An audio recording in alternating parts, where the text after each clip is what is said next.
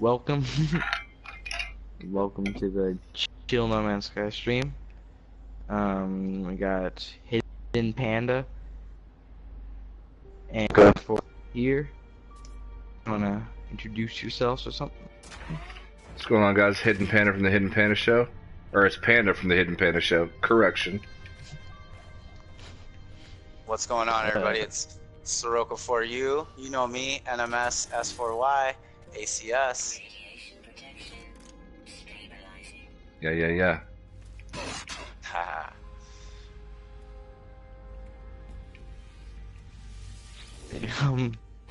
Alright, guys. I'll kick some things off. Oh, Mac left the party. Hey, he was telling me earlier too that he doesn't have a good internet connection, so. I see. Panda, it's to me it's a really good thing to be on your live stream. Been wanting to connect with other YouTubers like you that are out in the open where you know you're viewed by way more people than I am, and it's an honor to be on live stream with you. Definitely anybody that's way bigger than me. No, man, I definitely appreciate that. It means a lot that you would say that, and I've definitely heard of you before too. So it's nice to have you on the stream as well. And it's always a pleasure and an honor to have other No Man's Sky fans in the chat with me. We've got HiddenJewAgenda in the chat. If you guys don't already know, HiddenJewAgenda is my partner for the Hidden Panda Show No Man's Sky YouTube channel. And so he says, "What up? What's up, Hidden?" All right. So tonight, what we're going to be doing basically is HiddenJewAgenda has recently built a base in the old Galactic Hub, the old Legacy Hub, before the Great Migration. So it's a base where you can get circuit boards. Basically, you can get all the materials that you need to make circuit boards.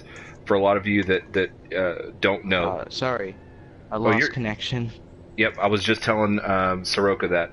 But anyway, so for you guys that don't know, circuit boards make you like a minimum of 1 million units per one that you sell. So I'm gonna do a couple of things so that I can get a blueprint for a circuit board, and then we're gonna journey over to HiddenJewAgenda's base and check that out. Check out his base, leave a comm ball, and make ourselves a circuit board. So. Hell yeah. Okay. Yeah. Okay, I'm restarting the stream, and, okay, I'm back on. Okay. So, what are you guys saying? Just sort of got past introductions. Oh, okay. Yeah. So, what do you guys want in the next update? So, you know, obviously, this is sort of like a bipolar issue or topic right here, but I think that No Man's Sky really should be focusing on multiplayer right now, particularly co-op multiplayer. I don't think that a lot of people that play No Man's Sky want PvP, but I think a lot of people do want co-op player models, that kind of stuff. So if there is PvP, I think there should be a designated hub or certain part of the galaxy that you're in. You know, if you want to go PvP, cool. This is where you go. You want to go multiplayer and do like co-op story or something along that lines. Definitely. Yeah. I definitely think they should work on the player models. Like, I think if they have to, they should take more time on that, because I don't want them messing that up at all. Because, like, I've seen stuff, and I don't know, I feel like if they were to rush it, it just would look stupid, and it would be worse than the orbs. And well, I'll tell you something about Shaun Murray. Shaun Murray used to work for Electronic Arts, and he left Electronic Arts. I can't exactly remember when, but he left because of the lack of focus, either with certain priorities of a game, you know, movement, camera angles, you know, And when he started Hello Games, his whole reason for starting Hello Games was to give the game more attention. So when it did finally come out, it's not that you were going to be completely, satisfied with it, but in general, the game is going to be a great game, and it's going to be something you enjoy. So he has a lot of attention to detail, and that's number one priority on his mind is making sure, one, he's happy with it. Yeah. But that you're going to be just as happy, if not happier. That's his whole, focus on development and games. Definitely. I don't see him letting that happen at all. So I wouldn't worry about that. Yeah. But definitely, no, that definitely would be an issue because regardless of what happened in the past, history repeats itself. That's definite. Well, me personally, I don't particularly care. I want player models because I'd like to see a physical representation of who our character is. It's always something that they can refine and fix later. No Man's Sky is running out of time for a lot of people. Multiplayer is a big thing that needs to be looked at, certainly. And attention needs to go to it. And you can see that it's the direction that they're going. With the orbs, with the portals, they're making it easier for us to link together. And there's been hints of multiplayer since the Foundation update with being able to build bases and have freighters and then base sharing and then so on and so on. So we've always got some sort of multiplayer clue. And on their website, someone found this. I remember seeing this on Twitter, but they said although orbs is not that much, we're definitely working on it, and we'll make sure that multiplayer is at its best. So, it was on the release notes on their website for the Atlas Rises update. So they said that though the functionality is basic, it's an important step, in the path to cooperative multiplayer. So it's something that they're actively working towards, and I think it's smart because they need to do it. In today's gaming climate, being able to play with your friends and interact with your friends is very important, and a lot of people were expecting that anyway. Whether you think that they should have been expecting it or not is irrelevant. That's just the expectations of today's society. I've been playing since day one. I personally don't give a shit about multiplayer. I'll continue to play the game with or without it.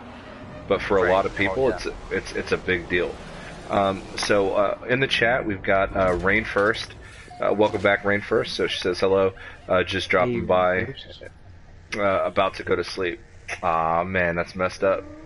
But glad you took the time to leave a comment, Rain. I know it's later than we normally stream, but catch up on the rest of this tomorrow. And thanks for stopping by, so I appreciate that. And definitely check it out because HiddenJewAgenda's got a base, and I'm going to be having the coordinates up so that you guys can visit that too if you're near that system or whatever, and you need to get some circuit board action going on. Oh yeah. Talking about multiplayer, but well, here's definitely. Multiplayer definitely is not on my top 10, but since they're definitely incorporating it, they might as well make it as good as they can, at least they have to think of not regular gamers who play multiplayer. No Man's Sky is not a regular game. They have to make it in which it goes with what the community and what other people want. Yep. So, yeah, I'm pretty sure they won't have PvP because this game is not particularly violent, and when it is, it really isn't at all. Maybe a few ship battles or sentinel fights there, but most of it is exploring. So, PvP could happen as a separate game mode. I think Hello Games understands and realizes that their main player base is not okay with PvP, and that if they did PvP, it would just be to attract players that aren't already playing. But the current community, I don't think, is particularly interested. I know that my channel partner HiddenJewAgenda would like to see PvP, but then again, this guy has put in 500 hours into the game since release, or whatever the case is, and he's retarded busy. So 500 hours for this guy is like an eternity, and you know, he plays this more than any other game that he's got without the PvP. So I don't think it's a big factor for current players, but I think that if Hello Games wants to attract new players, they're going to have to include it. It'll probably be a separate game mode. So we've got Rain First in the chat section said that you know, she's surprised with they are surprised with the success of Subnautica because it's a single player game. I agree with you. It's essentially an underwater No Man's Sky clone. I haven't played it to really be that hard on it, but that's just the vibe that I get from what I've seen. And then also we've got Kazuya88 who says, "Hi Panda, I'm new to your channel because of Cobra TV." Well, thank you. I hope you enjoy the content, and if you do, drop a like and subscribe to the channel. Obviously, we stream a lot, and we're always releasing new content and news updates and things like that. So appreciate it, and hopefully you stick around. So thanks for jumping in the chat, and yeah, Rain says, "Anywho, I'm off. Really couldn't stay." I'm really good and tired. Yeah. Have a good night. Have a good night, Rain. Yeah. Thanks for stopping by. Yeah. See, now, the thing that about multiplayer, regardless if we have orbs or not, I can't remember who said it, when they said it, but I know for a fact, I seen this on Cobra, that somebody was going to ask if right before the Atlas Rises update, somebody was wanting to ask about, you know, the possibility, and he cut him off. He's like, hold on. He's like, wait a second. He's like, I don't want to hear, you know, about multiplayer. And out of nowhere, what did we get? Multiplayer. We got orbs. I mean, yeah.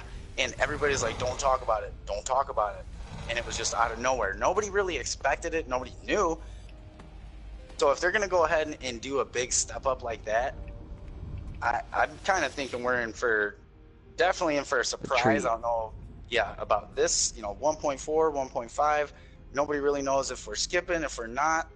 Right. In the next upcoming updates, though, something big's going to have to happen, and they know this. Well, you know, think about this. This is what gets me psyched. Okay, it's, you know, when we're talking about updates and stuff, every update was about 3.5 months apart. 1.1, 1.2, 1.3. On February 11th. Well, February 11th is 1.5 years since the release of No Man's Sky, which could be what 1.5 might indicate. I don't know. I know, Seroka, you have a different theory on that, but also, I've got a rabbit hole.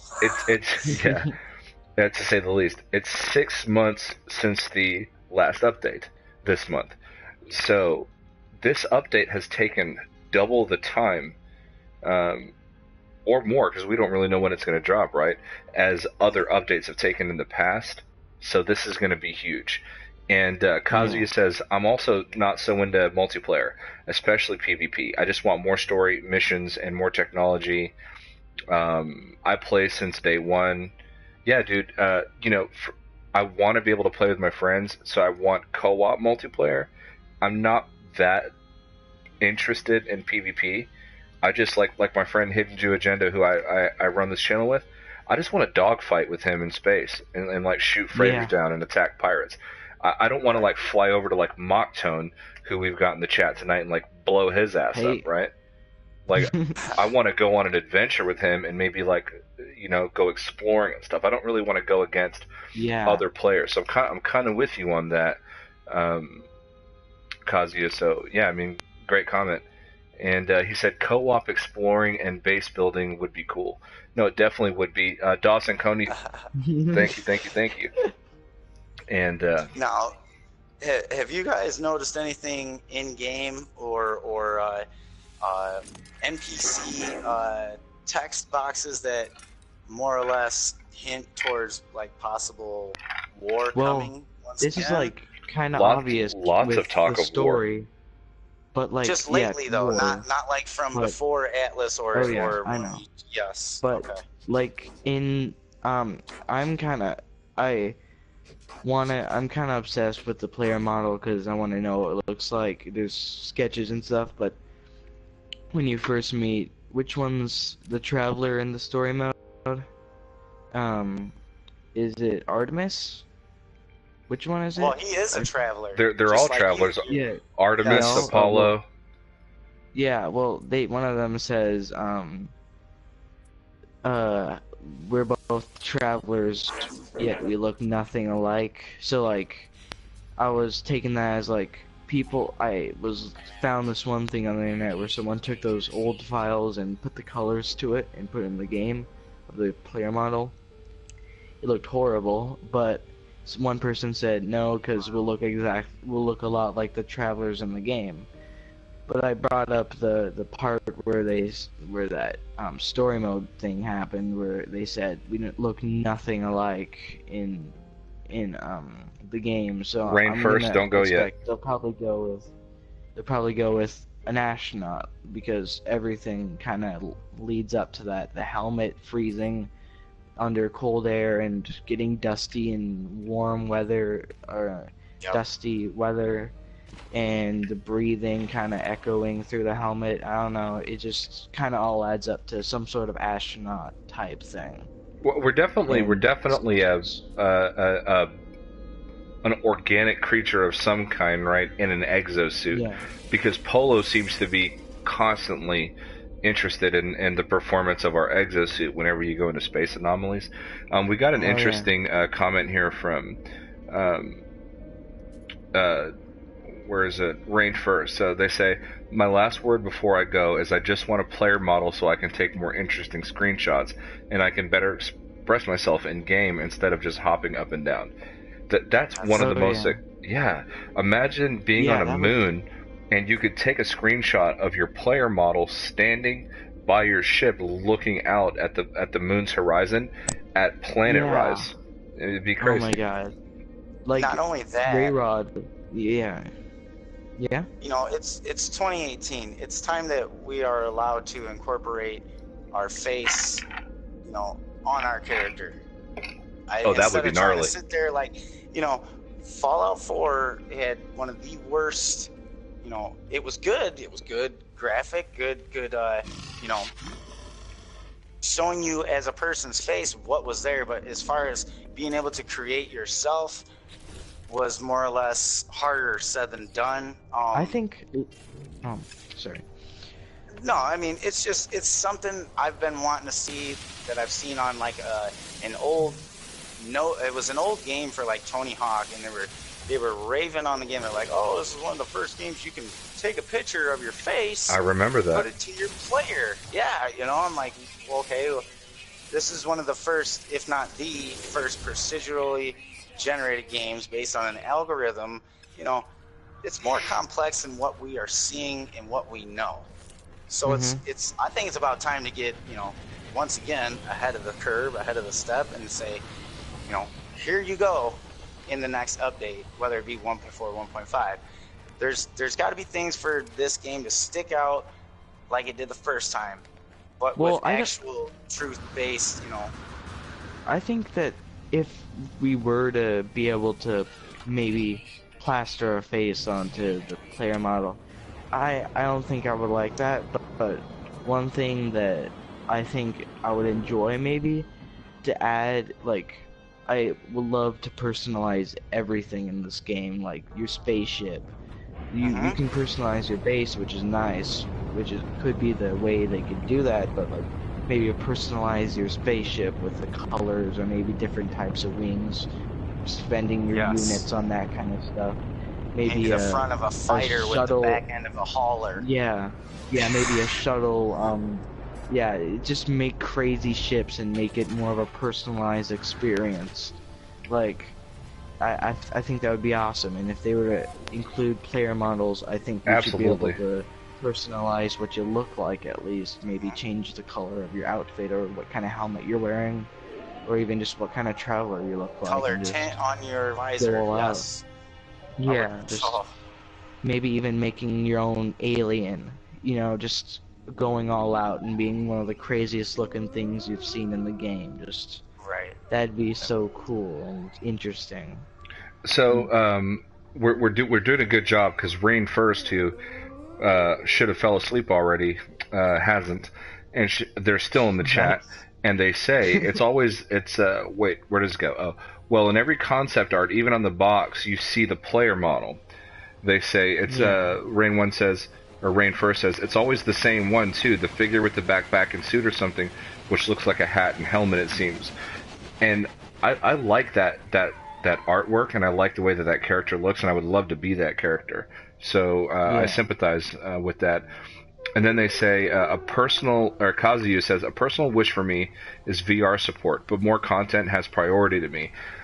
You talked about this on Cobra, Kazuyu. I remember this, and I wanted to say this, but I had just left yoga with my wife, and then we went to dinner, and I had to get off the chat and all that other stuff. But you had talked about VR support, and I have PlayStation VR, and this game almost lends itself to VR, and it would be a really cool experience. So I agree with you 100%. Rain says, damn it, you sucked me into this conversation, and now I'll stay till my phone dies. Let's hope that takes a long time, because I love having you in the chats. And speaking of Dawson, chat, I gotta hop in there real quick and get in there. Give them props for VR, because that's something, since VR for PlayStation came out, I was like, this game, I've seen other games, I've played other VR games.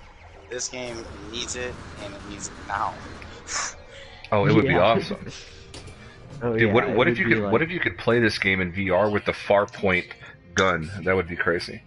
That would be sick. So Dawson Comey, who I feel like I've been ignoring, don't worry, I'm not ignoring. It's just trying to catch up on the chat. It's piling up pretty quick on me. But Dawson says, where to go? Do you think that the new species, the traders, are related and with the Atlas? That player interaction with other players are related? I heard some small things about the traders being related with your character. One of the interesting things about the lore in No Man's Sky is that, like, when you walk into any place where there's a life form, most of the time they're going to refer to you as an interloper, which the definition of an interloper is you're someplace that you shouldn't be and no one really knows you. You got that from my video, didn't you? I think so, yeah, actually, because I was like, I'm almost repeating somebody. I think I did, but well, so tell them. Go ahead and explain it. You don't belong in this universe. You're just traveling from... Well, it's from... a simulation, number one, so definitely you don't belong there. Yes, keep going, Mac. But, they definitely, they all have different interactions with you, and they all, it all adds up to you not belonging anywhere in this game, and it's even in the name, No Man's Sky. You don't belong where you are, and you just keep traveling to other places and other worlds, getting to see places but never actually staying. Like your base, you may build that and it may have some storage units or something, but you never actually live there. You're always going through the galaxy and looking at new places. It's never a standstill in the game. You're always on the move. Yeah.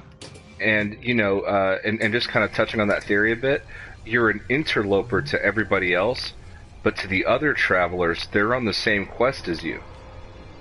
Yeah. So which is trying to find the answer that the Atlas wants you to find the answer, to the question that the Atlas asks you, right? Exactly. Mm-hmm. Yes. And and they're all different iterations, which I think is an important concept in the storyline, because you're talking to a live traveler, and then they give you coordinates to their grave, right?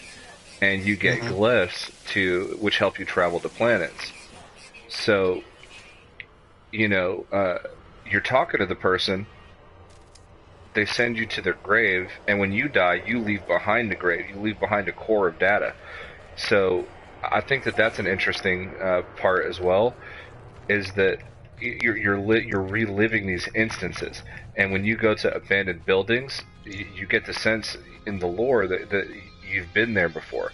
The machine recognizes you, Mm-hmm. which is strange. So. Yes, it is really strange. Yeah. I've never been there, but how do you know I've been here? Exactly. Yeah. Well, I mean, you do wake up in the game with your memory wiped, so you could have been to places that you don't remember being to, because you wake up, you go to that atlas looking thing, that compartment looking thing, and it tells you say that you woke up in a crash having no memory of who you are or what happened to you before then, and it just, so maybe you did visit that, but you just don't have a memory of that, you know? Yep. So while we got people starting to come into the live stream now, I want to go ahead and let you guys know who our guests on the stream are tonight. So we've got Mock Tone, and that's Mock_Tone. You can check him out on YouTube. And then we've got Seroka. If you guys don't know who Seroka is, you don't play No Man's Sky, and get the fuck out of here. So. Thank you. Insulting. That's my main objective.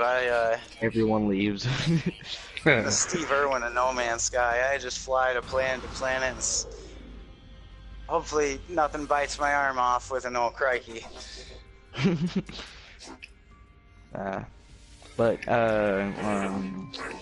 Yeah, like, you could've, I don't know, it's kind of cool how this game is.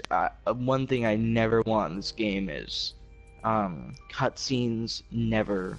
That would be like the worst. Like, maybe the only cutscene in the game is when you're going to the center of the universe and everything zooms out on the stars and the awesome music starts playing in the background. That's like the only cutscene in the game. Everything else is read or done by yourself.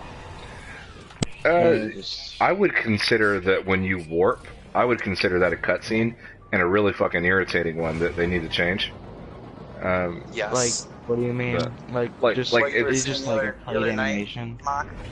Yeah. About the colors. Yeah, we were talking about that. I don't like the colors. Tell them exactly what you told me.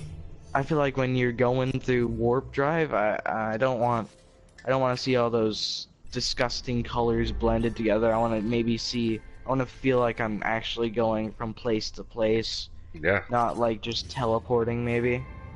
Because that's what it feels like to me right now. Because it'd be cool to see maybe stars passing by your spaceship or something, depending on how far you're going, or maybe you see the star you're going to when you're warping and you're slowly getting there, like when you're going to another planet in a system, maybe. I don't know, that'd make it feel like you were actually traveling to that system instead of... More realistic than just seeing the colors we see in the display we get, definitely. It's a loading screen. It's just a loading screen. Yes, it is a loading screen. After I thought about it. It's totally a loading screen.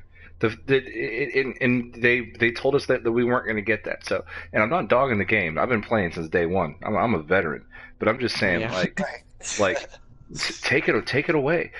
I love the way that Elite Dangerous does warping, and I want to see that. Oh yeah, I was seeing this as well. Oh yeah, it feels like you are going through space. Yeah, it does. Yeah. So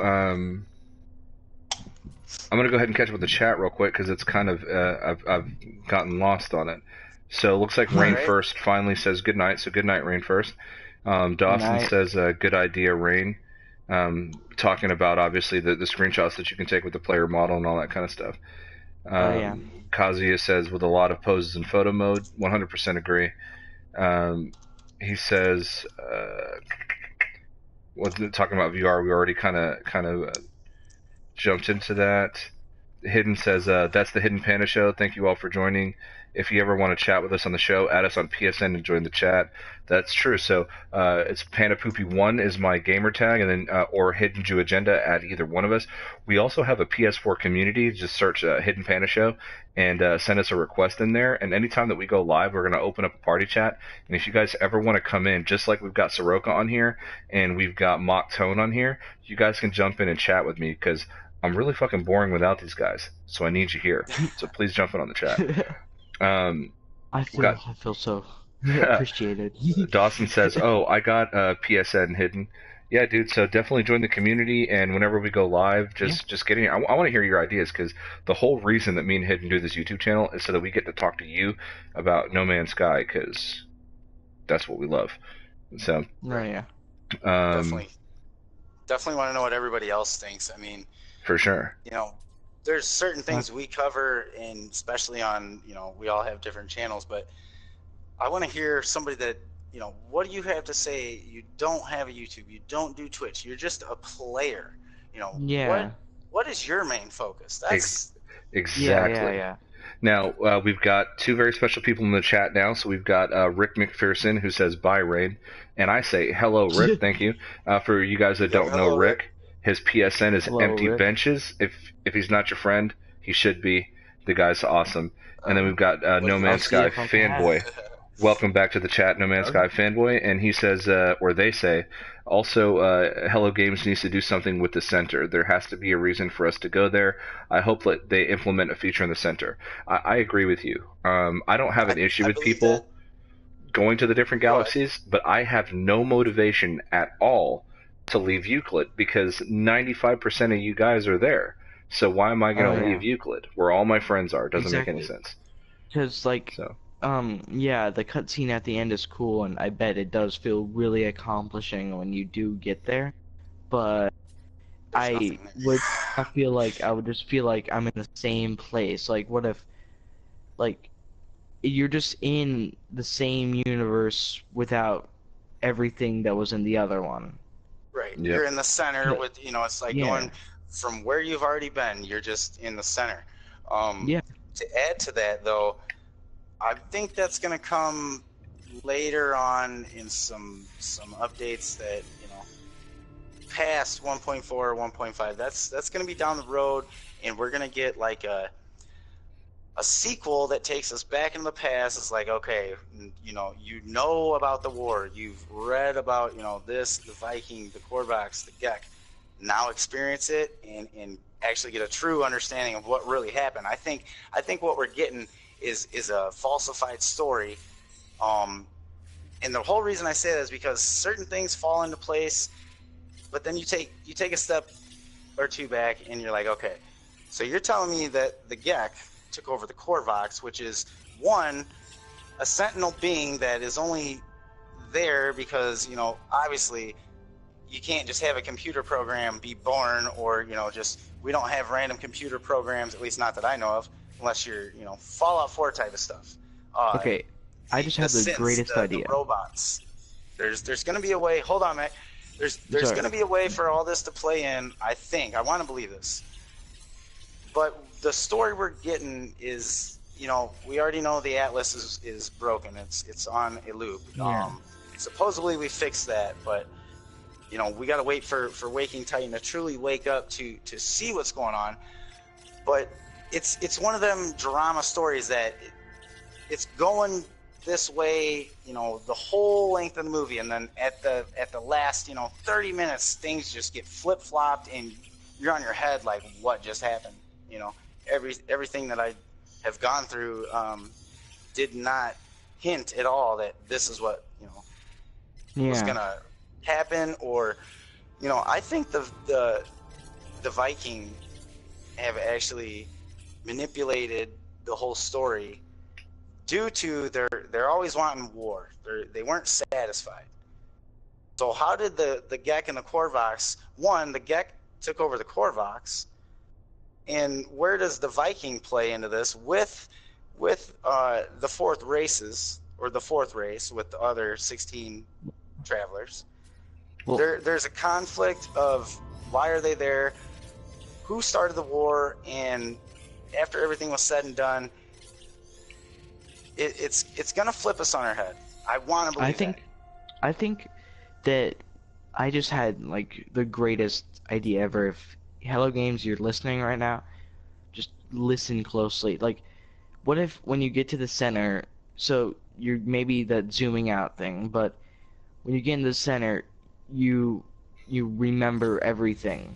You you remember what happened before the ship. You see how everything in the universe, the economics, how the Korvax and the Viking and the Gek got along. You see everything happen right, like in like flashbacks, and see yourself just living through that kind of like maybe a Legend of Zelda way of like Right, definitely. Okay. I don't know, just maybe telling you everything that's happened and what Atlas is maybe, and make it feel really rewarding, and make when you go to the center you learn a lot and you learn about everything. And maybe if we do have a, I don't know, that just maybe it's that big of a twist. needs to be expanded. This is just right off the tip of my tongue, but like maybe it, yeah, even a twist or something. I don't know, maybe.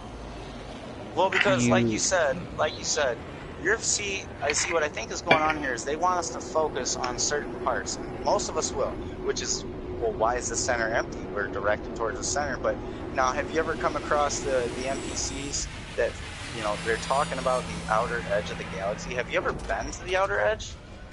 Have you ever traveled there? Either in, well, I was there today. I think you wake up there. I think you wake up there like. Well, you're randomly strewn somewhere within the Elusive, and regardless if it's close, you're more or less. Now, when I first started playing, I was what, 500? No, I was in between the edge and I was in between the center. I was somewhere in that range. Yeah. But when I went to like the Pilgrim Star Path, I was up in one of the left-hand corners, 4 spaces down, which I know that's kind of vague, but if you know what Pilgrim Star Path is, you kind of have a general idea of what I'm talking about. So, for instance, today I got curious in creative mode. I said, well, I wanted to go to the Exo Endurance race. Come to find out, when I looked up the coordinates, it's on the opposite side of where I'm at, which is right there at the, I don't know if it should be the new Galactic Hub. It could be the old one. Before all the reset of the galaxy, I was almost there, and I basically just got there today because I see contact, which means there's other people that've been there. There's a lot of them there. You can see, you know, it looks like a spiral actually going up. So back to where I was going with the edge of the universe. I went there today, and you can only go so far before you hit stars that you can't travel to. You can't travel to. It doesn't have a name. There's nothing there. You can't click on it. Anything. Yeah. Well, during all this, I was like, okay, I've been looking for the Korvax planet, and maybe this is, you know, a hint. The outer edge of the galaxy, and maybe this is where it's at. So I started traveling along, and as I go along, there is a string, and I'll bring this up for video tomorrow. I'll post it. There is a string of planets coming from, you know, where the other stars won't tell you. They don't register. They're not part of. That's the edge of the game, more or less. But there's a string from these all the way up, and the first planet that leads into more, that branches off. It's like the very first part of the puzzle, the tip of the iceberg, more or less. Really, that's what it is, too, because we have no clue how big it is. But as I started to get a general sense of like, wow, this is the edge of the galaxy.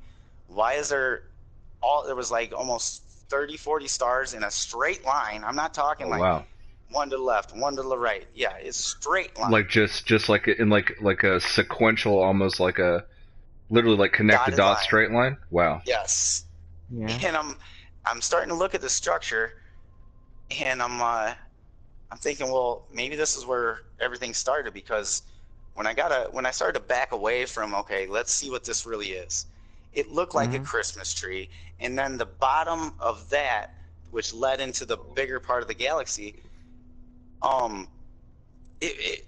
whole shape, everything. So you got a Christmas tree. Put a circle at the top of that Christmas tree. That's where, to me, what looked like the galaxy of the Eluculid started. This is where you know, Korvax was first, and there was a Gek, and there was a Viking.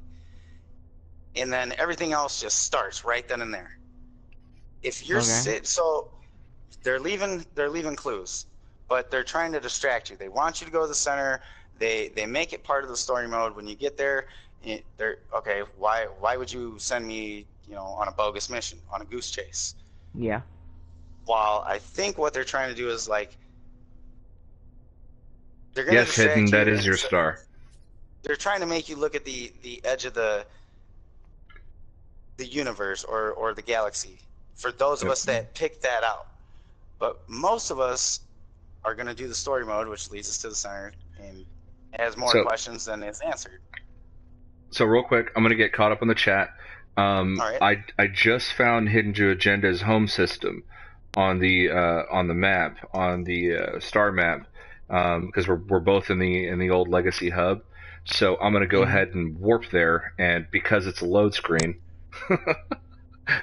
That's such a dick thing to say, but that's what it is. But because it's a load screen, I'm gonna fix myself another drink while I'm warping there, quote unquote, and then we'll go ahead and rejoin conversations. If Hello Games just ever happens to come across this and see this, please change that animation. But let me get caught up on the chat first, and then I'll make myself a drink and go to his home base, because I've fallen quite a bit behind. The chat is moving by quickly. Now, Hidden Jew, thank you for being in the fucking chat, because he's working right. This guy doesn't stop, by the way. He's a full-time dad. He's got a girl. He's got a full-time job. He's in a band. The band goes on tours. They have an album coming out, and he's taking time out of his day to fuck with you guys in the chat. So, HiddenJewAgenda, you are fucking legit, man. Phenomenal, especially be a father and doing all that. And I'm a father. I got 2 little boys. His kid is the cutest kid, guys. You don't even fucking understand how cute this kid is. She's so smart. So, yeah, No so Man's if you Sky. want, me and Mac Tone will take over, do your thing, and I'll try and keep up on chat. I've been kind of creeping on chat there for a minute. Please, so I'll tell you where I left off at, Seroka, and then if you and Mock Tone want to take over from the last person in the chat, I'll go ahead and warp, and then you guys handle it moving forward. But basically, the last thing I said was where No Man's Sky Fanboy says where they need to focus on the center. So Dawson Comey's comment down from that one, if you can find that in the chat. Coney, okay. Yep. Okay. And HiddenJewAgenda, I'm making my way to your star right now, buddy. So fuck yeah. Okay. HiddenJewAgenda says so true. So true, bro. I think of it like Christmas morning. Yeah. Definitely. Totally agree with that. Oh yeah. Fanboy. Yep, agreed. Yep, agreed. NMS Fanboy. HG will release it when it's ready. I do feel, though, Hello Games needs to start up the ARG again, as the wait for the Atlas passes is dragging. They need to keep the momentum going.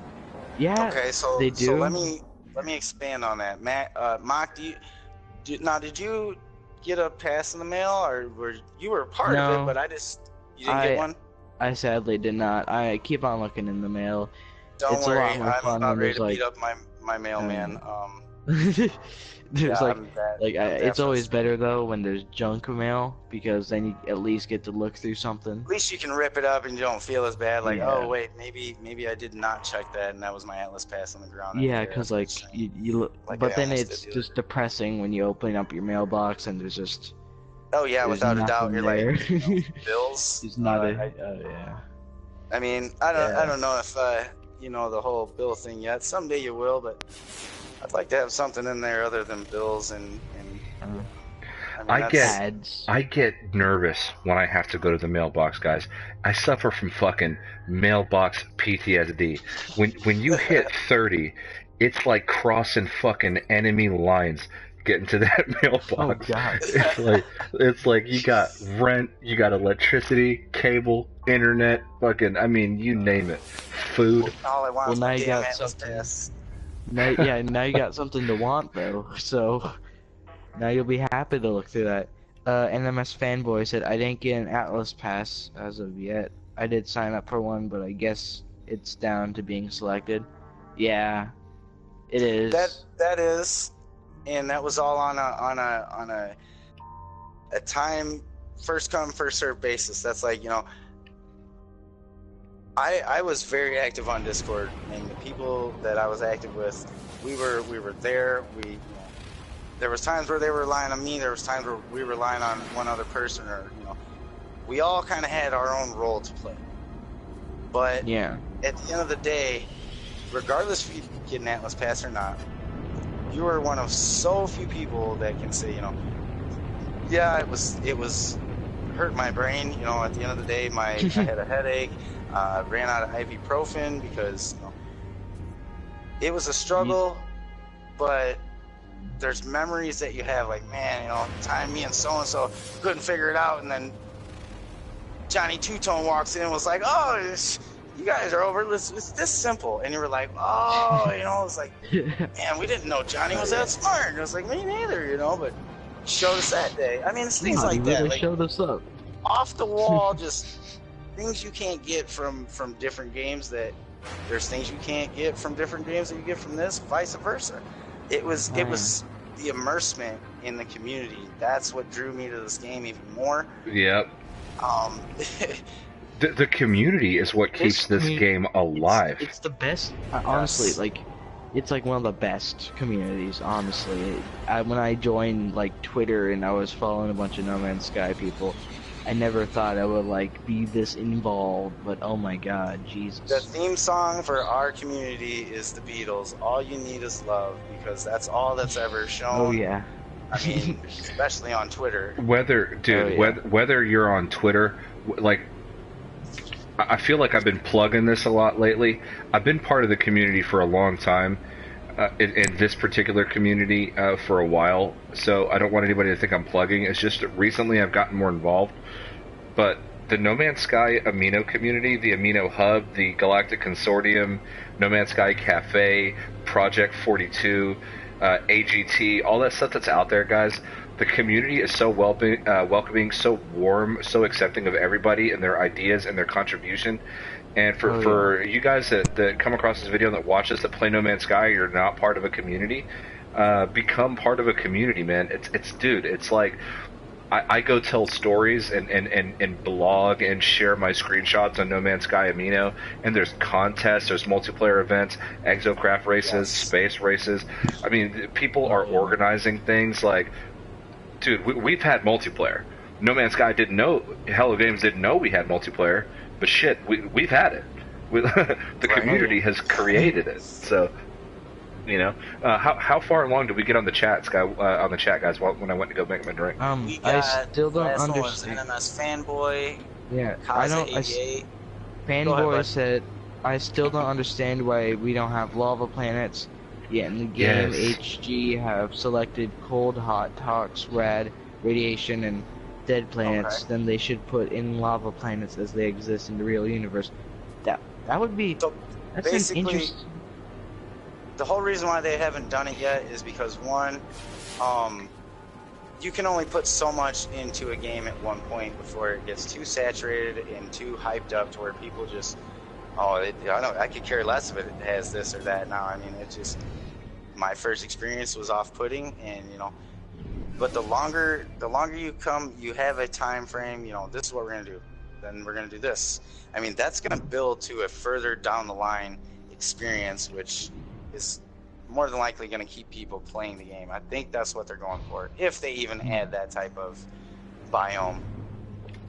Yeah. I think it would be cool, maybe, but honestly, I think they should focus on how the planets before they do a lava, they need to fix the water. They need to fit, you know. Before you do lava, you gotta fix water. Oh my god. And then, depending on that, we'll see.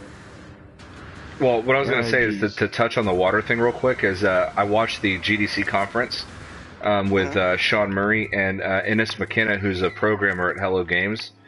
She was also on there as well, and Shaun Murray was talking about like generation of terrain, but she was specifically talking about water, and she said the word dynamic water. So she said that when they were originally building No Man's Sky, they didn't have a lot of like resources in the way of being able to create dynamic water in the game. So what you see as water, she said, is just a texture. And so they've just added effects in the texture. So like when you go into the water, they slow you down. Animation that comes on your screen and stuff like that, but it's a really basic animation. And she said that now with their new computers and their new servers, because they have a new studio, and they're working with visual effects artists on dynamic water. So in this next update, y'all, we could potentially actually be getting dynamic water, which is really cool and really interesting. Rivers, right? Rivers. So water would flow. So waterfalls. There we go. Yeah. So water would flow, and that could translate to lava and goo and all kinds of other things. Yeah, because lava, I mean, water is just, like you were saying, it's basically just something that stays the same way the whole area of the planet. It just stops where land happens. That's all. So we've run into an issue, guys. So I landed on HiddenJewAgenda's planet, and I see his comm ball, but I'm on your planet, and I see a comm ball, but I can't get to it, and I don't see your base. That's not good. Man. Now I've heard that some players got pretty mad at No Man's Sky because of well, no, because I'm talking to Hidden right now. If somebody had already discovered this, so there was for those that don't know, we're in the Legacy Galactic Hub. Anybody that was part of the Galactic Hub left because of the event of the 1.3 update and how it changed everything. So everybody left and they formed the Galactic Hub somewhere else. So me and him are really one of the, we're like the two only real residents of it, really. So this planet was discovered by somebody else, but he created a base here because the person that was here before doesn't have a base and they left. So I came to this planet, but I don't see his base, which is really strange. So you guys give me a second. I gotta go grab a charger before my controller does. Oh yeah, go ahead and do that. Hidden. What I'm gonna do is I'm gonna reload a save and see if that changes anything. So I'm gonna save it on this planet, and then I'm gonna reload a save and see if anything changes. One thing that annoys me in No Man's Sky, I don't know if you've noticed it or anyone in your chat has noticed it. You didn't already put a comm ball there? Oh, you son of a bitch. God damn it, you motherfucker. Alright, man. But, alright. Have you noticed what the leaves kind of look like? Have you ever gotten up close to one of those just plain texture-looking leaves, and you look up and they kind of they just stay in the same position to your eyes, kind of like... They move with you. It's kind of hard to explain. Yeah, they move with you, yeah. Yeah, they're always facing you. It's really weird. I hate it. I've noticed it in photo mode. I was moving around, why are the leaves moving? Everything is stopped. All the time is stopped. And now I can't unnotice it. Yeah, it's not something that you see really often, but when you notice it, it's shitty. But the thing is that the game, because of the assets that are used, a lot of the assets are two-dimensional textures, and so that they pivot to line up with your point of view as you're approaching them. So I see why they do it, but yeah, once you notice it, it kind of sucks. Yeah, because I'm looking at a leaf that's coming out of the ground, and it's clipping through the ground when I look down, and it's moving when I twist around, and I dislike it. Why can't they just place it there and have it 2D? I don't care if it's 2D. Every game does that. Right.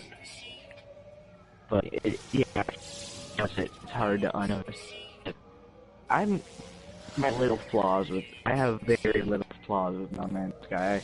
The only thing I really leave things. That's one of the few things that's annoying me with the game. Nothing else really annoys me with the game. Yeah, dude. I mean, maybe a few glitches. That's all. No game is perfect, dude. And anybody that pretends like it is, oh shit. There are issues with No Man's Sky. It doesn't change the fact that it's still my favorite game ever. Yeah. The leaves, I just ignore me now. Care or whatever. It's just a leaf. the planet can still look beautiful with that. I don't care. Like the little things that annoy me, I cannot care about because yeah. they're little. So, A Generic, welcome back to the channel, A Generic. I know you left a comment earlier and I didn't get around to it, but thanks for coming back. But he said he's also noticed the leaf thing, so it's yeah, that's definitely I'm sure people have run into that multiple times. Gonna try to get caught back up on the chat. So where did you guys leave off again? Do you remember? Oh, here we go. So A Generic says, "Hey, what up, Panda? What's up, A Generic?" Kazuya still says, Kazuya says, "Still no Atlas Pass for me. I got mine, but they're coming out in like weird waves and stages. So not all 10,000 have been received, and they're supposed to be 10,000, and we're not even like close to that number. So you could still be getting yours." Oh yeah, definitely. Like with the you know, like MDK and maybe Orbit, I don't remember him saying this, but like they're saying how big YouTubers aren't getting their passes like purposefully or something, but in my mind I'm just like, that's the worst speculation I've ever heard ever in my lifetime. It just, Mac 4-Day came up with that theory, and there's a little bit of weight to it. Because now, just Jared released a video the other day where he got his Atlas Pass, and he's been covering the game since before release. But if you when you're talking about channel size and subscription numbers, the biggest YouTubers out there that cover No Man's Sky are going to be like Cobra TV, L Plays Gaming, MZK, and none of those three, and Orbit TV, and they haven't gotten theirs as far as I know. They haven't gotten theirs. But like, you put in your email, and they could have used any email they wanted. They don't have to use their YouTube email. So, if the team at Hello Games are actually basing their Atlas passes off of that, and not just randomly selecting, I mean, that's 10,000 people you gotta select, and I don't think they want to do that manually. So if they're actually manually like, oh, we can't send this to MZK. Is that the whole reason that the last part of the Awakening Titan took so long? They were doing it manually? Yeah, like, I hope not. I hope they're working on their update, but like... So Rick McPherson says, the Korvax are the key. They infiltrate all other races. Which is true in the lore. That's a very good, astute observation. Have you come across the Gek that is actually, it's a Korvax and a Gek body, and the only way you know this is you go to offer it. He wants a certain element. I can't remember what it was, but I did come across this one night in live stream. It was a Korvax and a Gek body, and through dialogue, I could decipher. He stuck out his tongue, which wasn't a tongue. It was some type of diode, and I could have either taken the diode because it was something about it was rare, or I could have taken it, something like that. But I chose not to do that. I chose to give him what he wanted because his Korvax suit was running low, and if he didn't get powered back up, it could have possibly given away who he truly was. So I powered him back up, and it was more like a nonchalant thank you, keep my secret. And the way the dialogue went was, yes, he's a Korvax spy in a Gek bodysuit. And I was blown away. I was like, whoa, I've never come across that, and I haven't since. But I don't see a lot of people talking about it. Now, some people know about it, some people don't. So it's secret mess, It's like, well, but why? Yeah, why? So you gotta ask that, Yeah. Why would why would, especially if they're controlled by the Gek? Now that's where I was like, something's going on here. We're getting told a false story for some reason. Like some. Okay. Panda, sorry, Mock. I don't mean to cut you off. Panda, do you have a Twitter? Yeah, it's at Hidden Panda Show. Okay, I believe I have you. I'm gonna tweet you now as I'm trying to go to the edge of the galaxy. I've come across another line of planets. Except this time, I can actually I can see what they all are, and it's a straight line. It's a dead shot. Okay. Yes, and this is. Server. Uh-oh. On the PS4. Okay, No Man's Sky fanboy says I didn't get an Atlas pass as of yet, but I did sign up for one, and I guess it's down to being selected. There's 10,000 that are supposed to go out, bud, and not anywhere near that many has been received. So they could be coming. Yeah, people have been submitting and keeping track of it. Even if you account for like non-submittals on the Google Doc, in the margin of error, like there's not enough out there. There's a lot more to come. So don't lose faith. You can still get them. No Man's Sky fanboy says, I still don't understand why we don't have lava planets yet in the game. Yeah, I think you guys covered that already about lava planets. Yeah. They're working on dynamic liquids, and that doesn't mean that we're not going to see it. We could see it.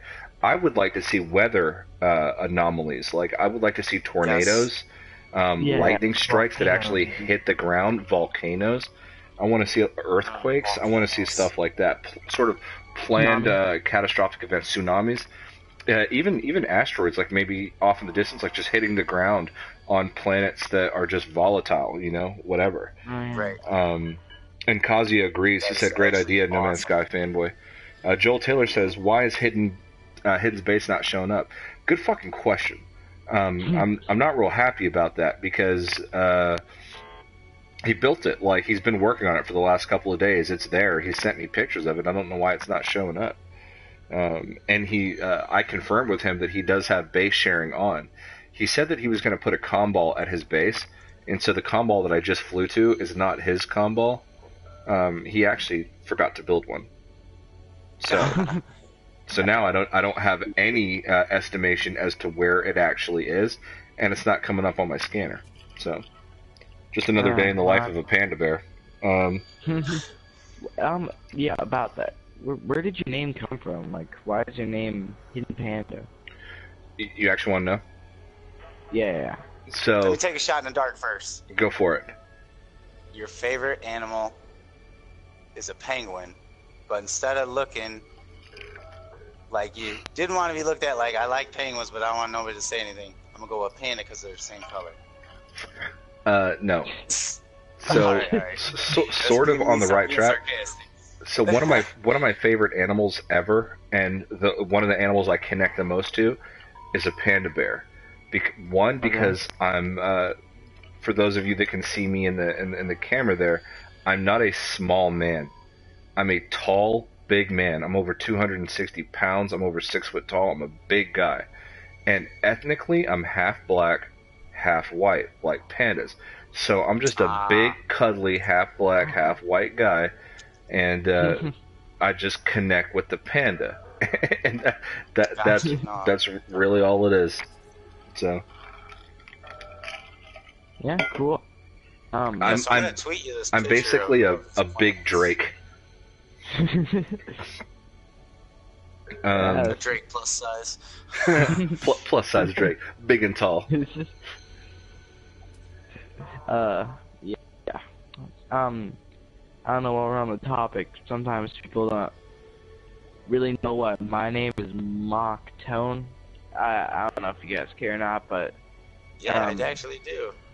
Oh, well, don't lie, Seroka. No one cares. Mock. No one cares. Don't tell him. No, I'm playing. Go ahead. I want to know. But so like in like middle school or something, I had a math teacher. My actual name is Antonio, but he called me Tone.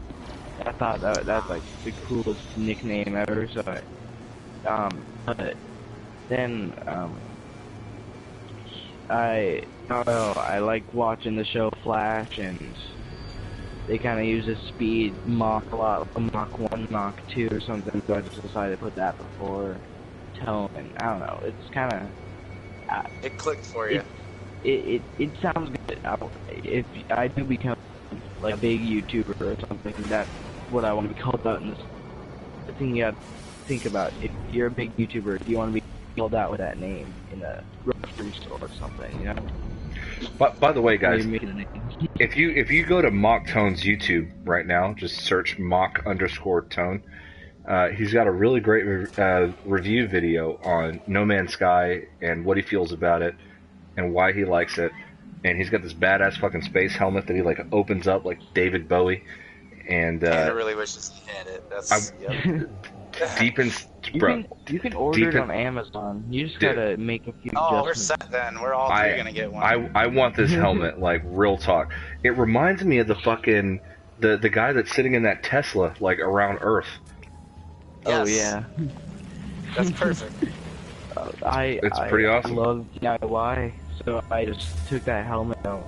It was white, it's a crappy looking helmet, so I just took some red spray paint, some black spray paint, and put some tape over the visor, and just went at it and made it try to look like the artwork in No Man's Sky, like art and stuff. No, it's cool. I like it. Definitely check it out. And it's a good video. It just gives you insight into like how most of the people that have been playing this game since day one pretty much feel like Mock Tone. And it warmed my heart to watch it. So definitely go check it out.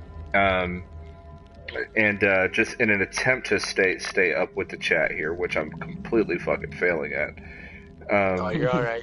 I'm trying to find this Google Doc. I thought I had it saved in my bookmarks. Kazuya says, by the way, until now, I still haven't visited the Galactic Hub. Someday I will. So there's two locations. I'm in the old school hub. So they called it it's an exodus. It was a mass evacuation.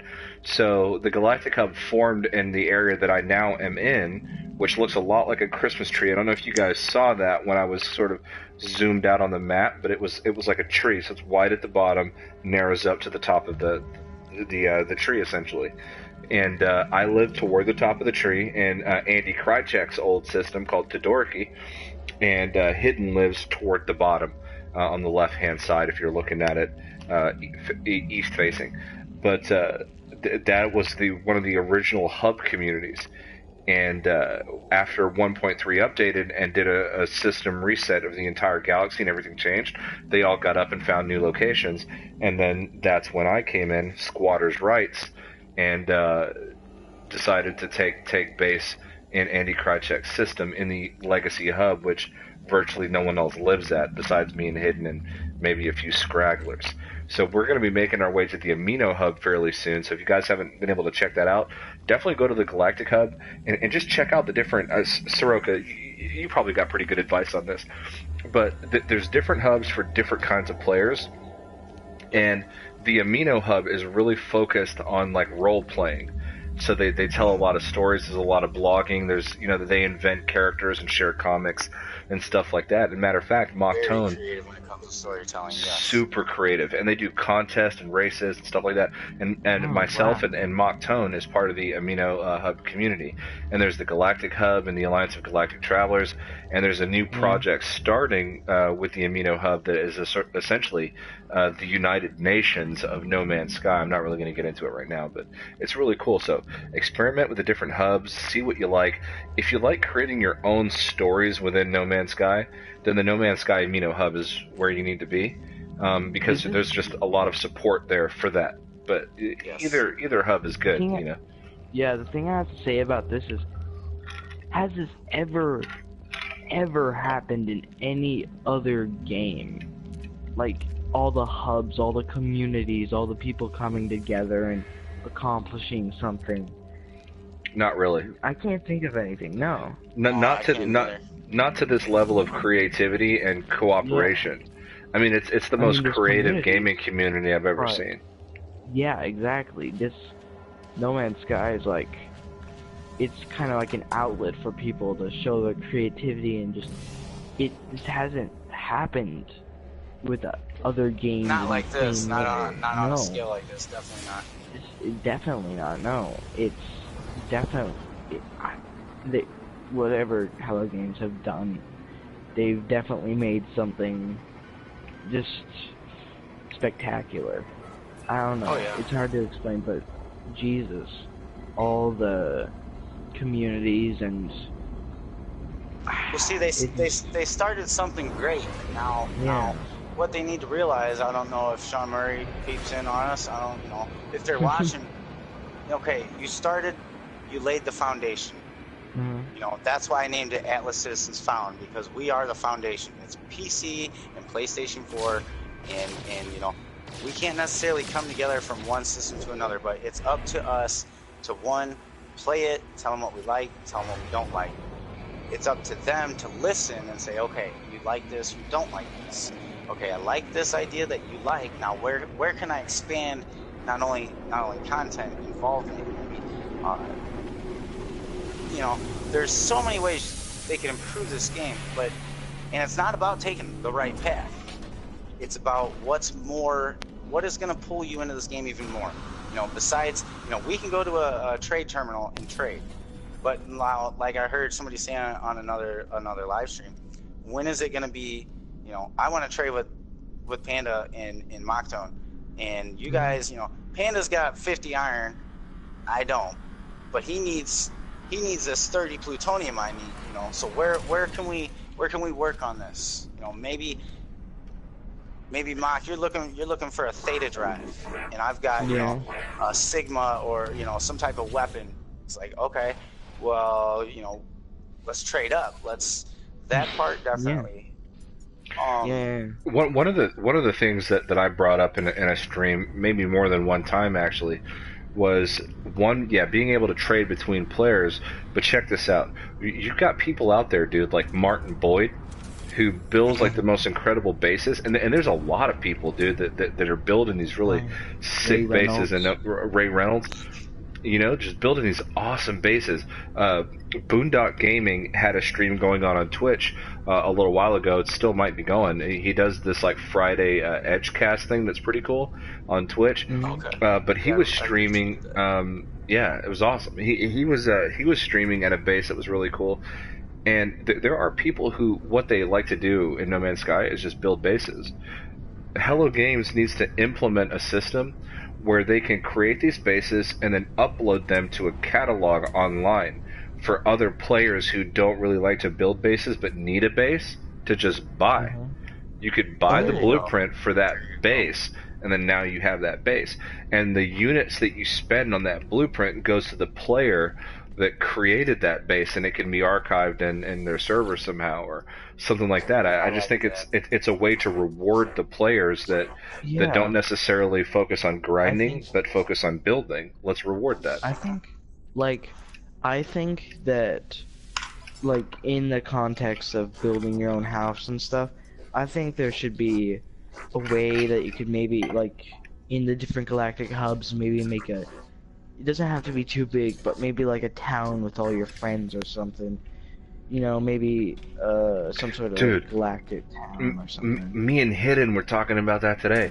Being able to like your sort of your personal lobby, your personal friends list can get together, and you could just build your own sort of like little mini city in No Man's Sky. That'd be really cool. Yeah, and with no limits. Like, I hate how why would you implement a base limit? Well, so there was a player on PC. It was I can't remember the name of the guy. It was a long time ago. Whenever 1.2 came out, I think, and he decided on PC that there was a mod or some sort of thing that he could do that takes away your base limit, and he built a vertical structure that went like right the fuck into space. And when you talk about like lag and different things like that, they put those base limits for stability. Now, as they improve the quality of the game, as they improve a lot of different aspects of how the game runs and stuff, then they can start to get to a point where, okay, we can increase the base limit because we've optimized on this system or whatever. But until that happens, you're going to have those issues where you're just limited. But there was a time, if you can remember, where we didn't have bases at all. You know, so we didn't have freighters at all. So it's just one of those things. It's funny to hear people say, "Well, fuck, I don't want base limits. Why do I have base limits?" It's like, well, dude, in August 2016, you didn't have fucking bases. So it's like, well, take your wins where you get them. You know? Yeah. I think what they should do with bases, I dislike how they force those colors to be added together. It's a tiny nitpick of mine, but Like Right. the colors, you either have to have these two colors or these two colors. You can't maybe have one main color or customize what two colors you want. I don't know. They They just sort of give you so already many, have like a color scheme set up for you. yeah, which I dislike because I might want that couch black, but the only thing I can do is make it yellow and black or something. All right, so And just real quick on the chat. So yeah, we've got Joel Taylor, obviously Wise base not showing up. Until now, we haven't visited Galactic Hub. Kazuya says, I hope our ships can someday fly through oceans. I want to see submarines, Kazuya. Like, we have exocraft vehicles now. One of our vehicles is capable of traveling above water. One of our vehicles is capable of traveling underneath water. Now we need a vehicle that's capable of traveling within that mid-plane. We need a submersible vehicle, or at least an amphibious one. I don't think it'd be hard to do, and I see that being a real possibility. Of course, that's just speculation. Dawson Comey says, truth is, Hello Games is limiting their bugs. If they add so much, guys, and variations, there is a point where there could be too much of this happening. They could run everything they want already. That's true. The more assets they run, the more high fidelity everything gets, the more problems that there's likely to be. So good point. HiddenJewAgenda says, for some reason my base is not showing up. You're on the right planet. I don't know why it's not showing up. I don't either, Hidden. She didn't build a comm ball. And so for that, we're not friends anymore. Fuck you. I'm changing the password to the YouTube channel. No, I'm joking. We'll figure it out, dude. What I want to say, real quick, sorry. Rick McPherson says, gotta go, everybody. Have a great night. Empty Benches, thank you for jumping in the stream. Yeah, see ya.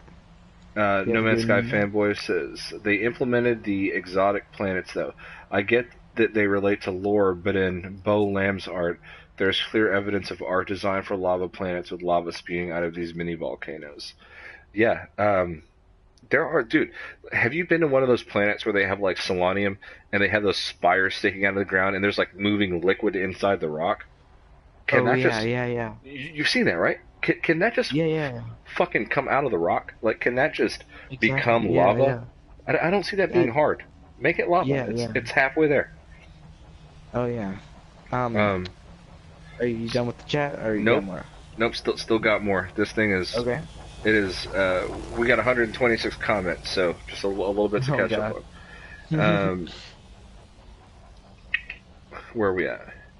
Exotic Planets. Bye Rick. Bye Rick. Bye Rick. A lot of love out there for Rick McPherson. If you guys don't know who he is, check him out.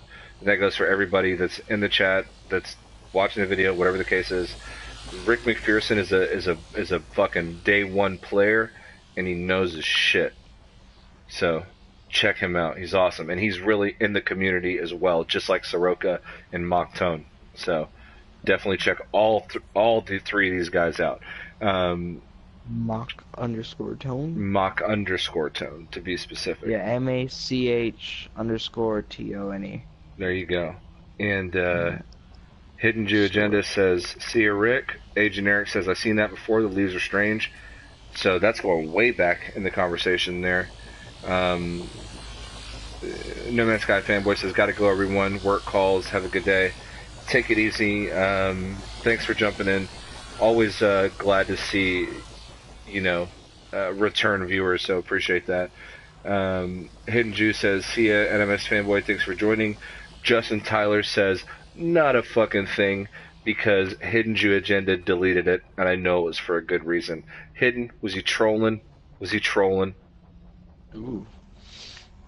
Thanks for fucking boning up and taking care of shit. We got drama, we got speculation, we got everything on this. We got comedy. Dude, we got everything on the stream. you guys are only seeing me from the shoulders up. I got the tinfoil panties on. You know what I'm saying? Yeah. Hidden says, Justin, no offense, but this is not the place to promote your music. Oh, yeah. Don't do that. I will promote for you, Justin. Justin, if you want to have a conversation with me and you got great music and you want me to help you, maybe introduce people to your music, we can talk about that separately, but don't ever fucking come in my chat and then try to promote your shit again. So, Hidden, good job there. Talk to me, guys. I'm open. I will fucking. I do this because I love the No Man's Sky community and for no other reason. Boom, boom, boom. So that got taken care of. Got to use the wrench. Whoop, whoop. Hell yeah, Hidden. Glad you got to use that. It's only been used twice, so we don't use it a whole lot. One, because you guys are always really good, and two, it's just that we're pretty open. We don't really see a reason to use it. So, Gaming Lime had to eject somebody from the chat, and then obviously HiddenJewAgenda had to delete a comment. So, there we go. Kazuya says sandstorms on desert planets. Yes, dude. Oh my fucking god. Dirt devils, some sort of tornado. 100% agree with that. Agent Eric says, I would like to see ships and freighters crash from space. Yes, 100% agree there. That would be awesome. Dawson Comey says, do you guys think they are adding new background music and maybe sound effects? They should be. I know that 65 Days of Static recently did an experimental EP where the entire album was procedurally generated, was made of procedurally generated tracks. So they might find some way to add more music to No Man's Sky and additional soundtracks. And all the songs were pretty fucking dope, considering no human being made them, which is pretty cool. Wow. I Yeah, didn't even know that. Dude, I it's love awesome. their music. Check out 65 Days of Static. Yeah, it was like an experimental EP that was really, really dope. Hidden says, I want to see goop coming out of rocks and waterfalls and lava. 100% agree. I think everybody's on board with that. Dawson says, I hope they implement steam. Yes, if you're going to have a fucking super hot substance like lava coming out, you've got to have steam rolling off. That would definitely make sense. I thought he meant the actual, like, gaming thing, not actual Steam. He could mean that, and if I'm wrong, I'm going to edit this out once it posts to YouTube after the stream. I'm joking. Hidden says, fingers crossed, Dawson. Kazuya says, alright, guys, time to go. It's breakfast time in Germany. You lucky son of a bitch. I wish I was eating fucking poached eggs and pancakes right now. Dawson Comey says, awesome. See ya, Kazuya. And by the way, Kazuya, thanks for taking a chance and coming by the Hidden Panda show after hearing about us on Cobra TV. Hopefully, you enjoyed what you saw and enjoyed the conversation. I hope you come back. So appreciate it. Drop a like and a sub if you did. If you didn't, pretend like this never happened and don't say anything.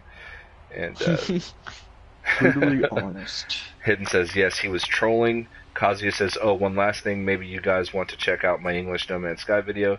Would appreciate it. I heard you talk about that on Cobra's channel on the subcast, and we're definitely going to check it out. So, oh yeah, I'll check it out right after this. This is one of the few times where I'll let somebody plug in the chat, but that's just because I'm trying to get Kazuya as a sub as well. So, trade for trade. I'm joking. If anyone is going to promote music here, it's me. Yes, HiddenJewAgenda is part of a band called Head Trauma. If you like punk and heavy metal, check it out.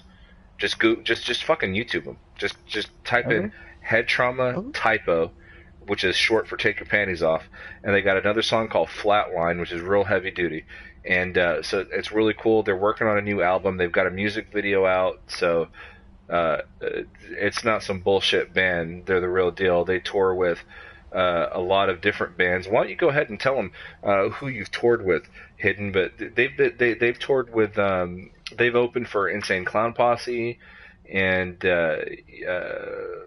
POD and a bunch of other people. So go ahead and let them know, man. But they play with real bands. You know what I'm saying? Yeah. And the music, cool. I'll have to check that out.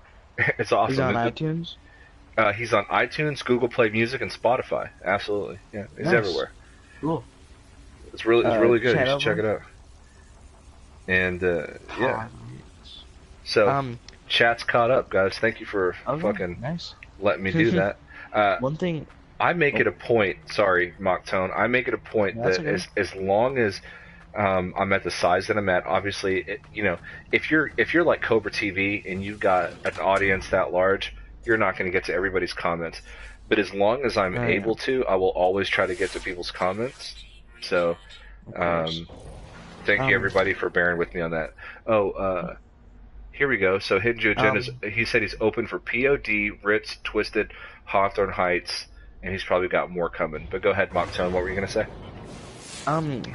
One thing I was talking to Seroka about this actually, but one thing I really want implemented in No Man's Sky is more of the sense that you're actually in a spaceship and not just in a cockpit view of it, because I want to like walk around. It was in a Cobra TV thing or something in one of his YouTube videos, but like I love the idea of walking around in your ship or something, or seeing more than just a cockpit, because this is the thing that gets you everywhere in No Man's Sky. You couldn't survive in No Man's Sky without it, and I wish it would add more to it instead of just a cockpit and everything else you can just access. Like maybe Cobra was saying this, but like maybe in the middle of a space flight,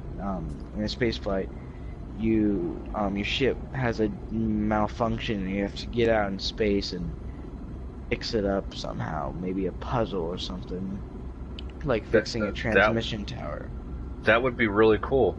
Like, yeah, I remember Cobra saying that, and it would be awesome if like, say that you're going to your galactic map, instead of just pressing down on the D-pad.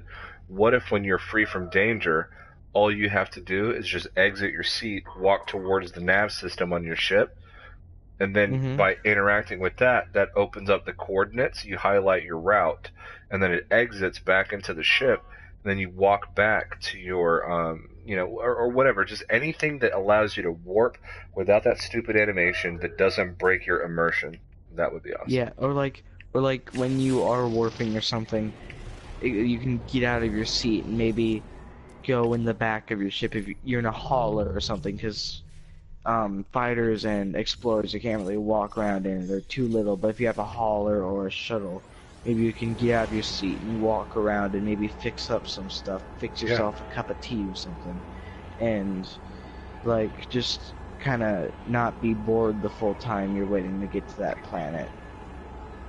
And maybe make planets farther away so there's more of a chance of you getting out of your seat and fixing up your ship or something, checking your storage units.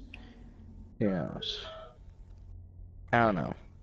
It's the main thing that gets you through No Man's Sky, so I think they should implement more into what is the main source of getting places. Right.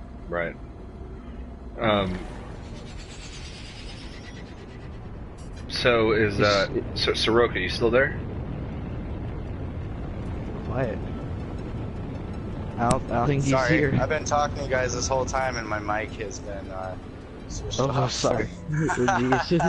Oh God. Did you guys get that Twitter post? Oh yeah, I saw that. That looks cool. Soroka, don't switch the subject, you son of a bitch. I'm sorry. You were ignoring us for like 20 minutes. Chewbacca 99's just joined the party. What's going on, man? What's up, buddy? Hello. What's up, Panda? Oh yeah.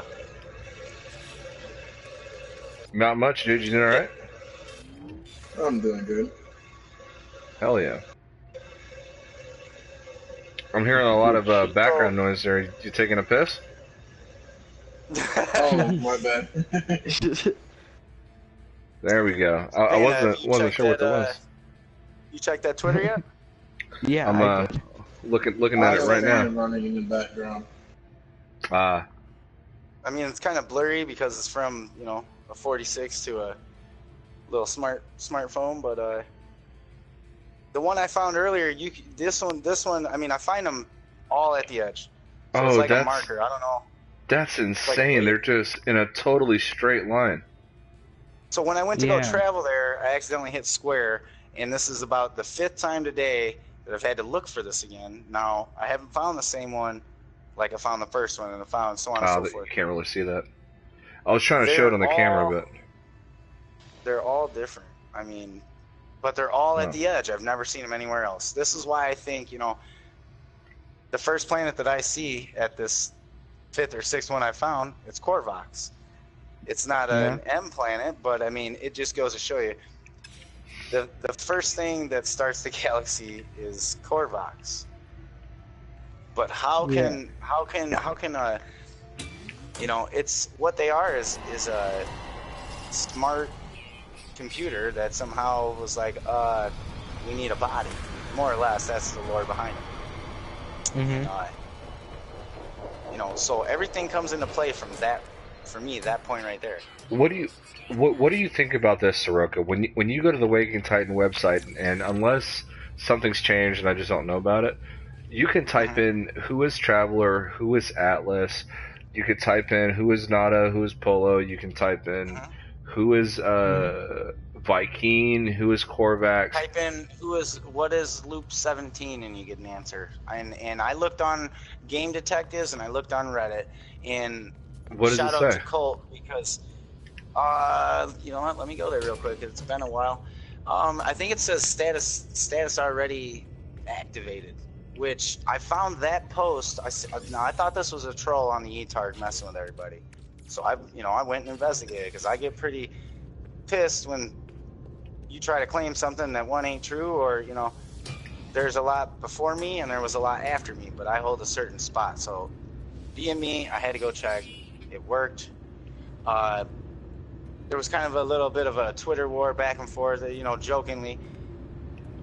I was getting tweets like, you know, your mom and stuff like that on council, and I'm like, all right, guys, you know, the memes is cool and everything, but you know, seriously, when the hell did all this happen? I only just happened to be scrolling through eTark, and dude had this posted, and I didn't believe him. I was like, but I don't remember putting in last thing we was on was Loop 16. Right. Yeah. So where the hell did 17 sneak in all of a sudden? And that's like, you know, another thing that is on Game Detectives is the first glyph is not what everybody thinks it is. The first glyph answer is 16. Yeah. But see, now after we went through the first stop sign shaped, you know, click on it and give the right answer when everybody's listening to radio stations, all that got changed. And if you're new and you're trying to come back around, you're not going to have what we first had, which was, what is that, 6-sided little puzzle we had to go through. And then we got the glyphs. I mean, and that's what I do remember. I could be wrong, but I know we didn't do nothing with Loop 17. I don't know. No, where it came from. everything's been Loop 16. Do you think that there's any and I kind of want to go on the website and type that in myself and see what happens. But do you think there's any relevance to the search term, what is or who is Gek? And it gives you no results. Every other sort of NPC or race, or who is Traveler, who is Artemis, it all gets results. But when you type in who is Gek, nothing happens. I think there's a significance to that. Wouldn't you say so? Oh yeah, yeah. definitely. Yeah, because I just tried it and I didn't get anything. Dawson Coney says, "What is the story behind the exotic planets so far?" I've only been to one, and it was the one that had those portals that look like you can fly your ship through them, that you can interact with. But what The wheels? Yeah, but I haven't really been playing through the lore lately. So if any one of you, Mocktown or Seroka, if you could sort of dive into like what that is in the lore, that would be awesome, because I'm not sure either, to be honest. Okay. That's funny because the Exo Endurance I went to through Portal. I traveled you remember the other day, I went 2 hours trying to get to a habitable base. Oh, yeah. And during that whole time I ran across more wheels on this planet than I've ever even seen on one planet. Oh, yeah. I ran into 10 of them. When you run into them, there's a little computer terminal on the back, and you get, you know, a certain code or number. I don't know if it's significant or not. And you download the data. It says something along the lines of like, you know, you activated, you know, you tripped on something, you know, things are coming. Like it sounds like Sentinels are going to be activated. Sentinels are going to come to the planet. It sounds you know, talk about mass destruction, liberation of life. And the further I found them, I finally got to a point where I was like, okay, Sixth one in, I'm not going. I see a seventh one. I'm not going there because I'm trying to get to this race. But everyone that led up to where before I finally stopped was talking about, you know, war and something coming, which was either the Sentinels or possibly something even worse. But they were talking. There was things in there, you know, error, not a, you know, it knew something was wrong, but it didn't really say what was wrong. It was leaving blanks to make you think, okay, something blank. Okay, so what the hell would that be? A Korvax Viking or Gek, you know? So I try to throw that in there, and it would fit, but it's more or less an Atlas Sentinel to me. That's what it's based around. But that planet had, I come across so many. Like I said, I've never seen this many on one planet. I've only seen one per planet so far, and the story got deeper as I went, and it's just another rabbit hole. But it leads you to think, like, okay, one, they want us to think about something bad's gonna happen or did happen, and then now, you know, our memories are wiped when we first start. You know, we don't know what the hell we're doing.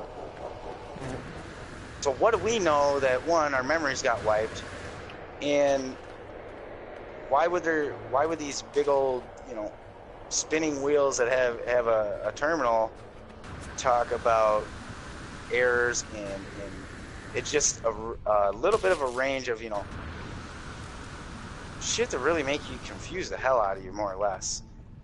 Mm-hmm. I mean, you can't get too far into it because, you know, what happens when you go down rabbit holes, but yeah, something's coming. I don't know if it's coming in the update or if, you know, we're one day going to experience truly what they're wanting us to experience, but something's coming, something's bad. We're going to have to defend. We're either going to, one, Gek, Korvax, and Viking are going to be with us or against us. You know, we're all going to be together, or one way or another, we're going to be split up. Something's definitely coming. But that, yeah. I mean, as vague as it is, that's about all I can really pull out of the material that is given. But in the lore of Seroka, weren't the Great War that sort of decimated all these different people, wasn't it? Didn't the Travelers have something to do with that, like in the lore? I want to say so. I don't want to be wrong. There's very, I mean, it's a knife's edge. You could take it. It could be us. It could be one of the other ones. Because at the terminal where you go to talk to Apollo, Null. Yeah. I come across something, and I don't want to say that this is what it said, but they know somebody in there is relaying information back to somebody. Something's going on. So somebody is responsible for activating what I want to call the glitch that screwed up the Atlas, which led it into a loop. Is that us? I don't know. Could that be Apollo? Could that be Null? Could that... I mean, there is and there isn't. I don't want to say there isn't. I don't want to say there is. I want to believe there is because I want to know what the hell's going on, but I want to be a part of it. Yeah. But I kind of want to see it as well. In very minute reference, there is and there isn't. Like I said, it's a knife's edge. You take it one way, you take it the other. But right now, I mean, there's so little given to us that it could go either way. It could make us think something that might not even be true. I mean, like I said, it's a thriller. Something's going to happen that we know the story so far for what it is. And it's going to drop us on our head, I think, with what's coming. It's going to blow us away. And like you said, I think we do. We are definitely going to have a way to stop it. That's for sure. Yeah, I mean we're already trying to do that with Waking Titan. This next, whatever's coming next, I feel like it's going to be big, and obviously that's total speculation. I have nothing factual to support that, other than the fact that this particular update has taken about 6 months. We still haven't gotten it, but there's an ARG, and there's these Atlas passes going out that all have unique codes on the back, and all this different kind of stuff. And it's all piecing together. If you thought Atlas Rises was big, this next one is gonna blow your fucking mind. I feel like. Yeah. I do too. Like the first two updates, there's no Waking Titan Nog, or there was nothing. It was just out of nowhere. Maybe the second one there's files, but the first one no one was looking for anything. Those weren't very big. One was base building. You can sum it up with one word. One's base building and one is exocraft. But Atlas Rises was, can't really sum it up. Maybe the multiplayer one, but there's so much that they added in that one update that it's on its own for its own. Like, it's so different from the other ones, and it's hard to explain, but right. Like, what I'm getting to here is they wouldn't be doing Waking Titan if it was just another car update. Simple update, just, yes. Yeah, simple. Something you can sum up with one word. They'd be doing this Waking Titan. They can't do this Waking Titan every single time they have an update, obviously. But since this update is gonna be good, they're obviously doing it as a clue that you're actually gonna get something big. Maybe a little less bigger than Atlas Rises, who knows? Because Atlas Rises is like really big right now, but it's gonna be large. I can tell by how they're hyping it up. They wouldn't hype up something. Yeah, it just. Yeah, people gotta remember. Yeah, this ARG is this adds hype. This is intentional hype from Hello Games. Yeah. Seroka, if you wouldn't mind, the last comment that I read. Grammy's in here? Yep, no, I got her on my stream right now. She's been over here, commenting. Hi, Grammy, I'm sorry. She says, hi, dude, just stopped by to support you. Thank you very much, Grammy. Boo Boo says hi. That's awesome. Hi, Boo Boo.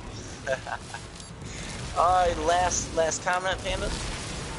Oh no, I was gonna say the last comment that I was able to read was where Kazuya, he came back in and said, you guys are awesome, and obviously I think he was talking about all of us, Mocktone and Seroka and everybody, and but that was the last comment I was able to read. If you guys, I'm in the middle of a battle, if you guys could help me catch up on the comments. Yep, I'm going okay. right now. Let me look.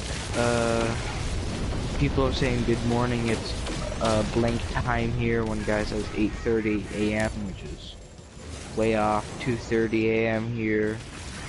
More people got V4 passes. Is there anything new about NMS? Don't need sleep anymore. Very true. I guess I'm the one that needs to sleep. Well, welcome to channel Manual CC. Grammy Place is here. Hey, Grammy. Yeah. Welcome to the live stream. Yeah, welcome to live stream. Okay. It looks like we're kind of caught up now. Not that many that's coming. Appreciate that. Appreciate that. No problem. I'm gonna run through it real quick. What is the story behind? You know what? Let me get to the. I want to say hello to Graham really quick in the chat. Okay. But I've got these Google Docs pulled up, and I can go ahead and tell you guys what's going on with the numbers. What is what? HG16, AWK.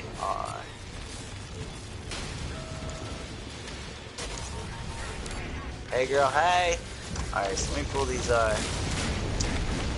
Atlas Pass V4 listings. So we got designation 16A, AWK, G19, G16, L15, WT01, PB, which I don't remember, PB16, PT16, and then now everybody that got the email was G17. That's where we all started before we started getting different designations. So, passes by region, the United States has 1,214 so far confirmed. Canada with 223. United Kingdom with 141. Europe 313. Middle East has 5. At least they've got 5. Oceania? I don't really know, so I'm guessing the Pacific Ocean. 32. Asia 12. Now let me scroll through here. Look at some of these graphs and stuff so I can get a better visual. I don't want to be, and this is basically updated from last time I knew. It's like every 10 seconds. It's very accurate. While we're waiting for Seroka, I just want to, do a little plug. Whoever's watching, Hidden Panda's live stream. Me and Seroka's got a YouTube channel as well.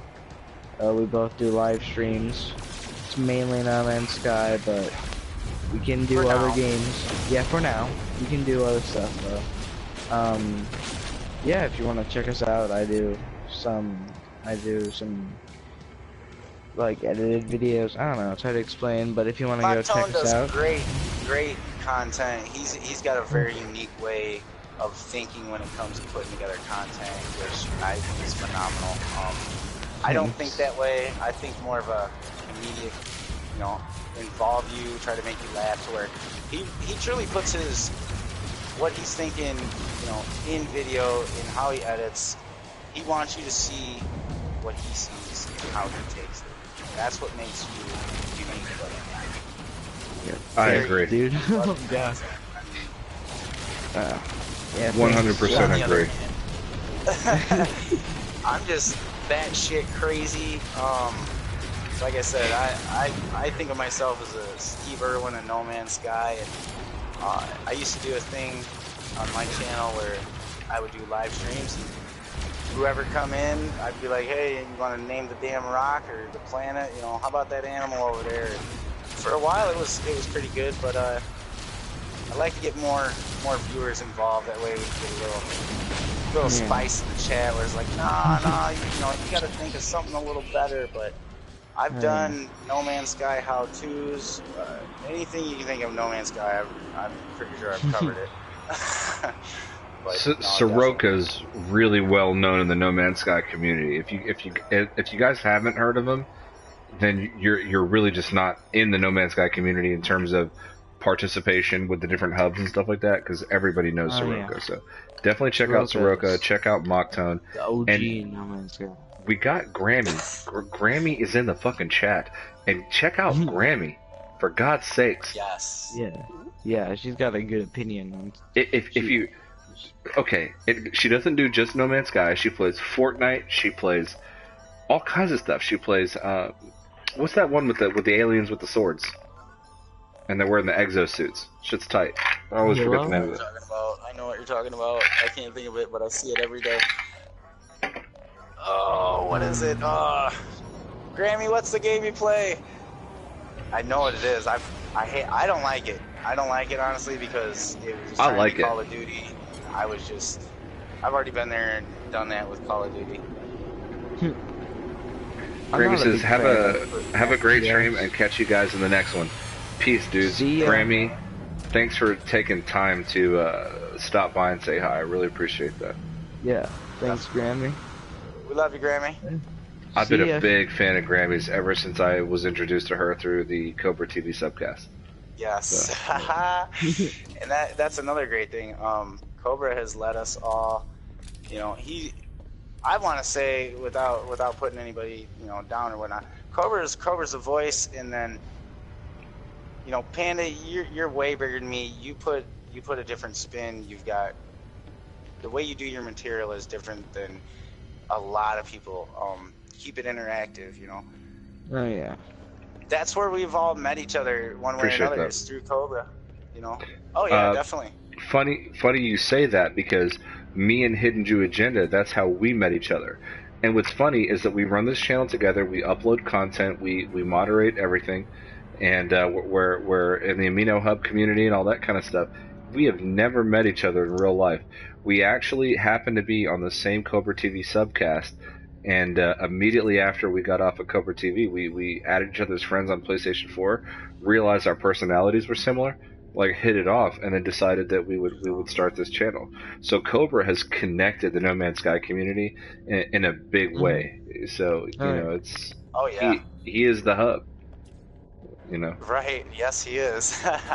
So, no, big props to Cobra. Big props to you, Panda, and Grammy. You know, anybody that works with, you know, another YouTuber, let alone a smaller channel, that right there is a connection that I don't think a lot of communities have. There's not somebody that's, you don't see Ali A going to play, you know, Call of Duty with me, you know, just for instance. But the way we do things in this community is a lot different than the more, you know, it's different than a lot of different communities. And what I mean by that is, you can be involved in Call of Duty, you can be involved in Battlefield, big or small. There's no way for us to be connected through, Yep. you know, one another. There's no voice, and if there is, it's for them and only them. To where, just like I said, our theme song is the Beatles. You know, all you need is love. Come to the No Man's Sky community, because all you need is love. Exactly. No hate in your heart. I mean, and if there is, we'll beat it out of you, and we'll show you something you really need to enforce, which is, you know, positive thinking, man. Yep. Definitely. Grammy says love you too, and she says that the game that we were talking about is called Warframe. Also, Yes. Hidden says, Panda, CJ wants to know what you thought of the Han Solo trailer. Before I answer that question, I want you guys to look at the screen right here. Look at these freighter prices. Okay. And I'm looking at a freighter right now. If I had the money, I would totally buy it. Obviously, I don't. I used to have quite a bit of money, but I've spent it all, and I haven't built a farm to replace it. But I'm looking at an A-class freighter. It costs 390 million units right now. Oh my god. If I trade in my current freighter, which is worth 167 million units, I'd only have to pay 223 million units for this Class A freighter. Okay? Now, the Class A freighter's got 33 slots, and my Class C freighter has 30 slots. So, they're comparable in terms of inventory size. Now, this is what's really going to fuck you guys up. So, the first freighter I ever bought in 1.1 was 7 million units. Okay? Then this freighter that I have right here on the top is my second freighter. And it's worth 167 million now, but I bought it during Pathfinder when Pathfinder first dropped. And Mocktown and Seroka, I want you guys to take a guess at the time what I paid for this freighter right here. So probably about, I want to say anywhere from 10 to maybe, probably not 100 million. I know prices were low back then. They were Very economical. Back in the old days. 10 is pretty close. I paid 19 million. I paid for that. Oh my gosh. And since Atlas Rises, it's worth 167 million. And anybody that's been part of this channel from really early on, like Empty Benches, who was Rick McPherson, Gaming Lime, like anybody that's been subbed to the channel, like from when we started right before Atlas Rises kicked off. So we were still in the 1.2 era, and I was telling people in live streams and in videos, and the proof, you can just go to my channel, the proof is there. I was telling people, I said, freighters are going to get expensive. As these updates progress, freighters are going to become more and more important in distinguishing certain players from the rest of the player base in No Man's Sky. And while they're cheap, get these freighters. You're going to want these freighters. They're going to come in handy, and I just have a feeling they're going to get more expensive. And sure enough, they did. But I took my own advice. I bought that freighter for 19 million units, and it's worth 167 million units right now at Atlas Rises. So, oh my god. Anybody that listens, investment. perfect. If I could do that investment every day, I would literally masturbate over a bed of cash. Pretend I didn't say that. That was horrible thing to say. Now, going back to HiddenJewAgenda, CJ wants to know what I thought about the Han Solo trailer. I thought the Han Solo trailer was great. I was really worried about the movie, after having seen the trailer, I am not at all worried about the movie. I love the actor. The actor actually, he's good for yeah, being Aaron Han Reich, Solo. yeah. Oh yeah. No, he's a good actor. He looks like, I don't know, from first look he looked like he's like a British actor or something. With a good voice or something, but yeah, I think he's good. I mean, it's sorry. He fits the character, huh? I guess, yeah. I mean, like, Hidden Jew in the comments, he said he was trying to say shout out to Cobra, but he wrote shoot out to Cobra. Shoot out the Cobra. I knew what you meant, buddy. Dawson called them out on it, which is pretty funny. So good correction, Dawson. Lightspeed Gaming says, been a while since I've been on this game now. I keep meaning to come back to it. Lightspeed, now is a good time, buddy. Now is a good time to come back to the game. Oh, yeah. There's been a lot of updates. Yeah. It's a totally different game. If matter of fact, Hidden, if you want to get in the comments and just kind of leave your own little anecdote about this, but a personal friend of his, who I know is Almond Joy, but he played the game for 2 hours when it came out, and he was like, "It's not my kind of game." And after these updates, he's addicted, and he loves the game now. So, if you weren't really sure about it when it first came out, Lightspeed, you'll probably like it now, and I would consider it. And we're on the precipice of another update that's going to really enhance the living shit out of this game. Oh yeah. So, in more ways than I think we can. For me, I've played the game since like a few months after day one, but it was still 1.1. I'm not like you, Hidden Panda, but if you were in before Foundation, you're good with me. yeah. But I enjoy this game for being like, it's hard to explain. At its center, you enjoy No Man's Sky for one, being able to travel to one planet to another, but when you land, you never know what you're gonna come across, right? Yeah, and I love how it just like an extremely chill game. I love chill games, and I learned that when I got No Man's Sky. It's just nice. It's hard to explain, but this game is it's a different game that we haven't been exposed to. Not a lot of people have. Like, Definitely. there's similar games like Minecraft per se, but Minecraft to me is just, I don't know, it's different in ways. Well, the comparables, Minecraft, you have to grind it out to, build certain things. Well, it's kind of that way for, normal or permadeath or what's the other story mode? You're creative. gonna have a grind. That's creative. Yeah. Well, everything's in creative. If you want it made easy, come to creative by all means. Trust me. The other modes though are that's where the challenge is. If you want to get that, yes, I did it. And I can go to this blue star system or the green. You build a circuit board, gauntlets. This is the game without the Minecraft blockiness.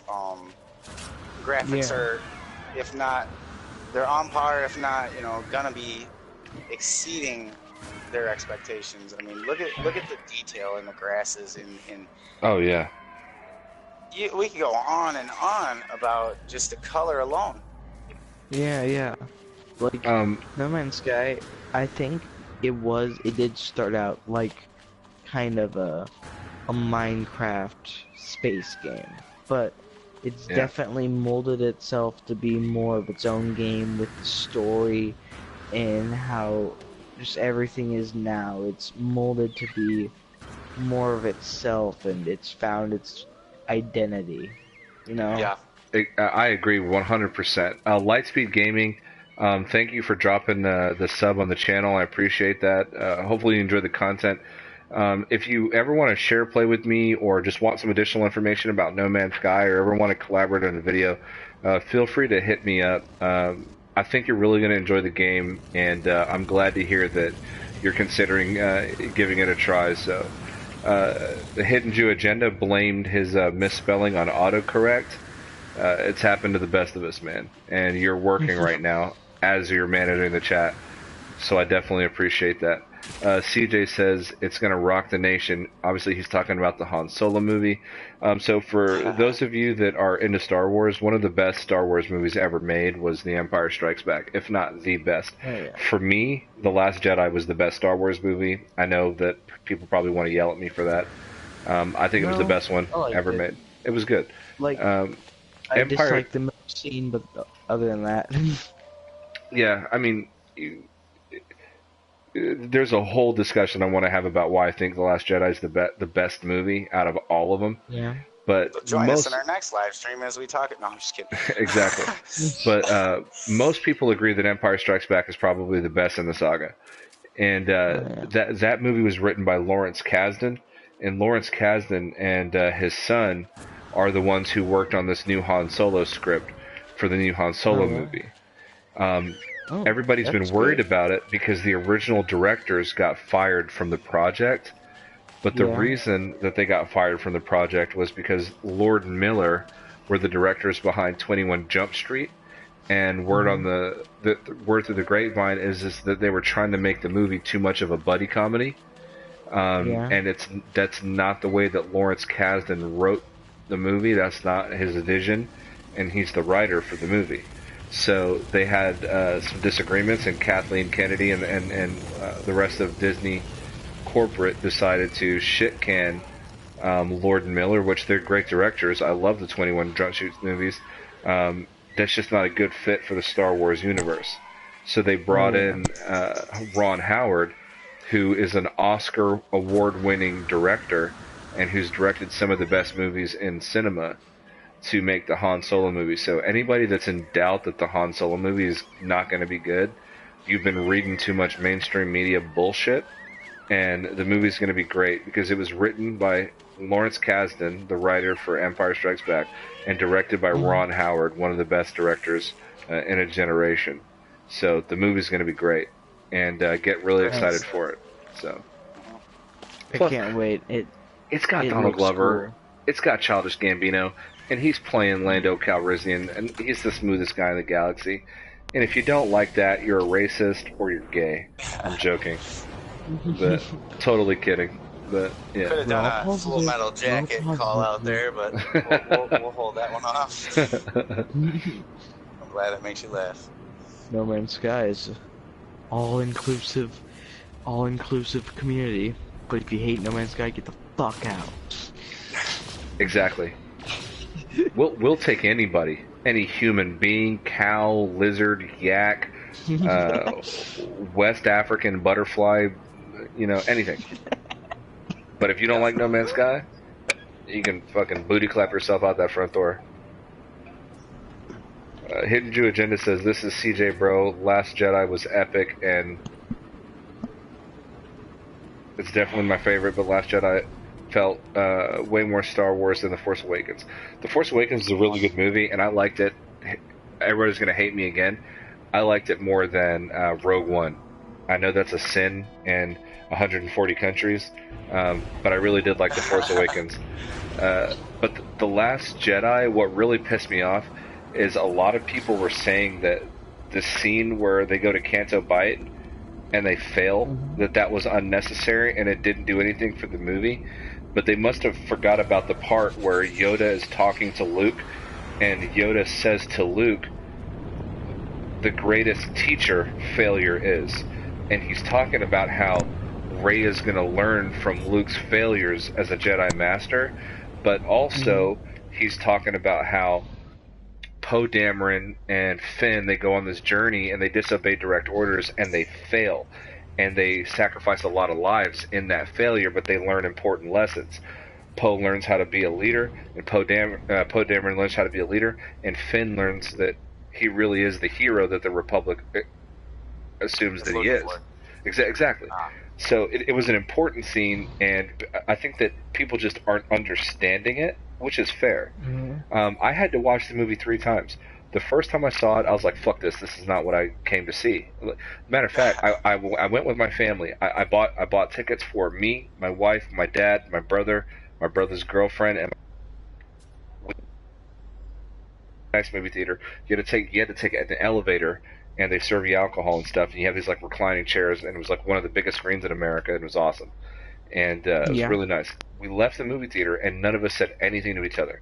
We all got in our cars and went our separate ways, and didn't talk about the movie for like a week, because I didn't understand what I saw. I had all these expectations. It's the same thing with like No Man's Sky.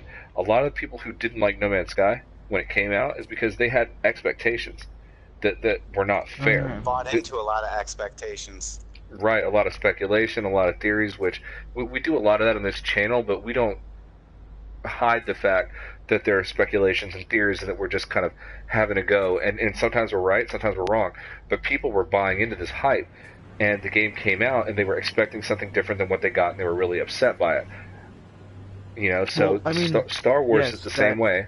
The second time I saw it, I was like, I like it, and then the third time I saw it, I was like, fuck yeah, this is the best one they've ever made. So, but what were you gonna say? About No Man's Sky, yeah. Like, I love the team and Shaun Murray and all, but it wasn't just the speculation videos that were overhyping it. I mean, I am a huge fan of No Man's Sky, and I don't like talking down to the game, but I do feel like I don't think Hello Games intended to overhype the game at all, but I do think they released it way too early. Like, it was like getting an insight into the game before the game was I'll add released. to this in a minute, but continue. But like, I think they weren't. There was no intention of like. I think there's proof of this in the updates, but I don't think their intention was to actually rip off everyone and say, "Ha, fuck you! No. We just made you, you know, buy our game." This wasn't a Conor McGregor, Mike Tyson fight. Definitely not. Yeah, it was definitely like they just released it way too early. Everyone wanted it. It was the biggest game they were I said thinking Mike of Tyson. I meant Money Mayweather. I was gonna correct you, but I figured I would just let it slide. No, definitely. Anytime I'm wrong, correct me and give me hell. But like, yeah. What were you saying? Seroka, before you start, here's the deal. Go ahead. From a business perspective, just because of the line of work I'm in, okay? Sony picked this game up as a publisher, right? It was 6 people. You're looking at a company. Hello Games was a company of like 15 people total, including the executive leadership and marketing department, PR, and all that kind of stuff, and the developers. So there was only 6 people working on this game. Okay, 18 quadrillion. Yeah. I mean, 6 people. 6 people worked on this.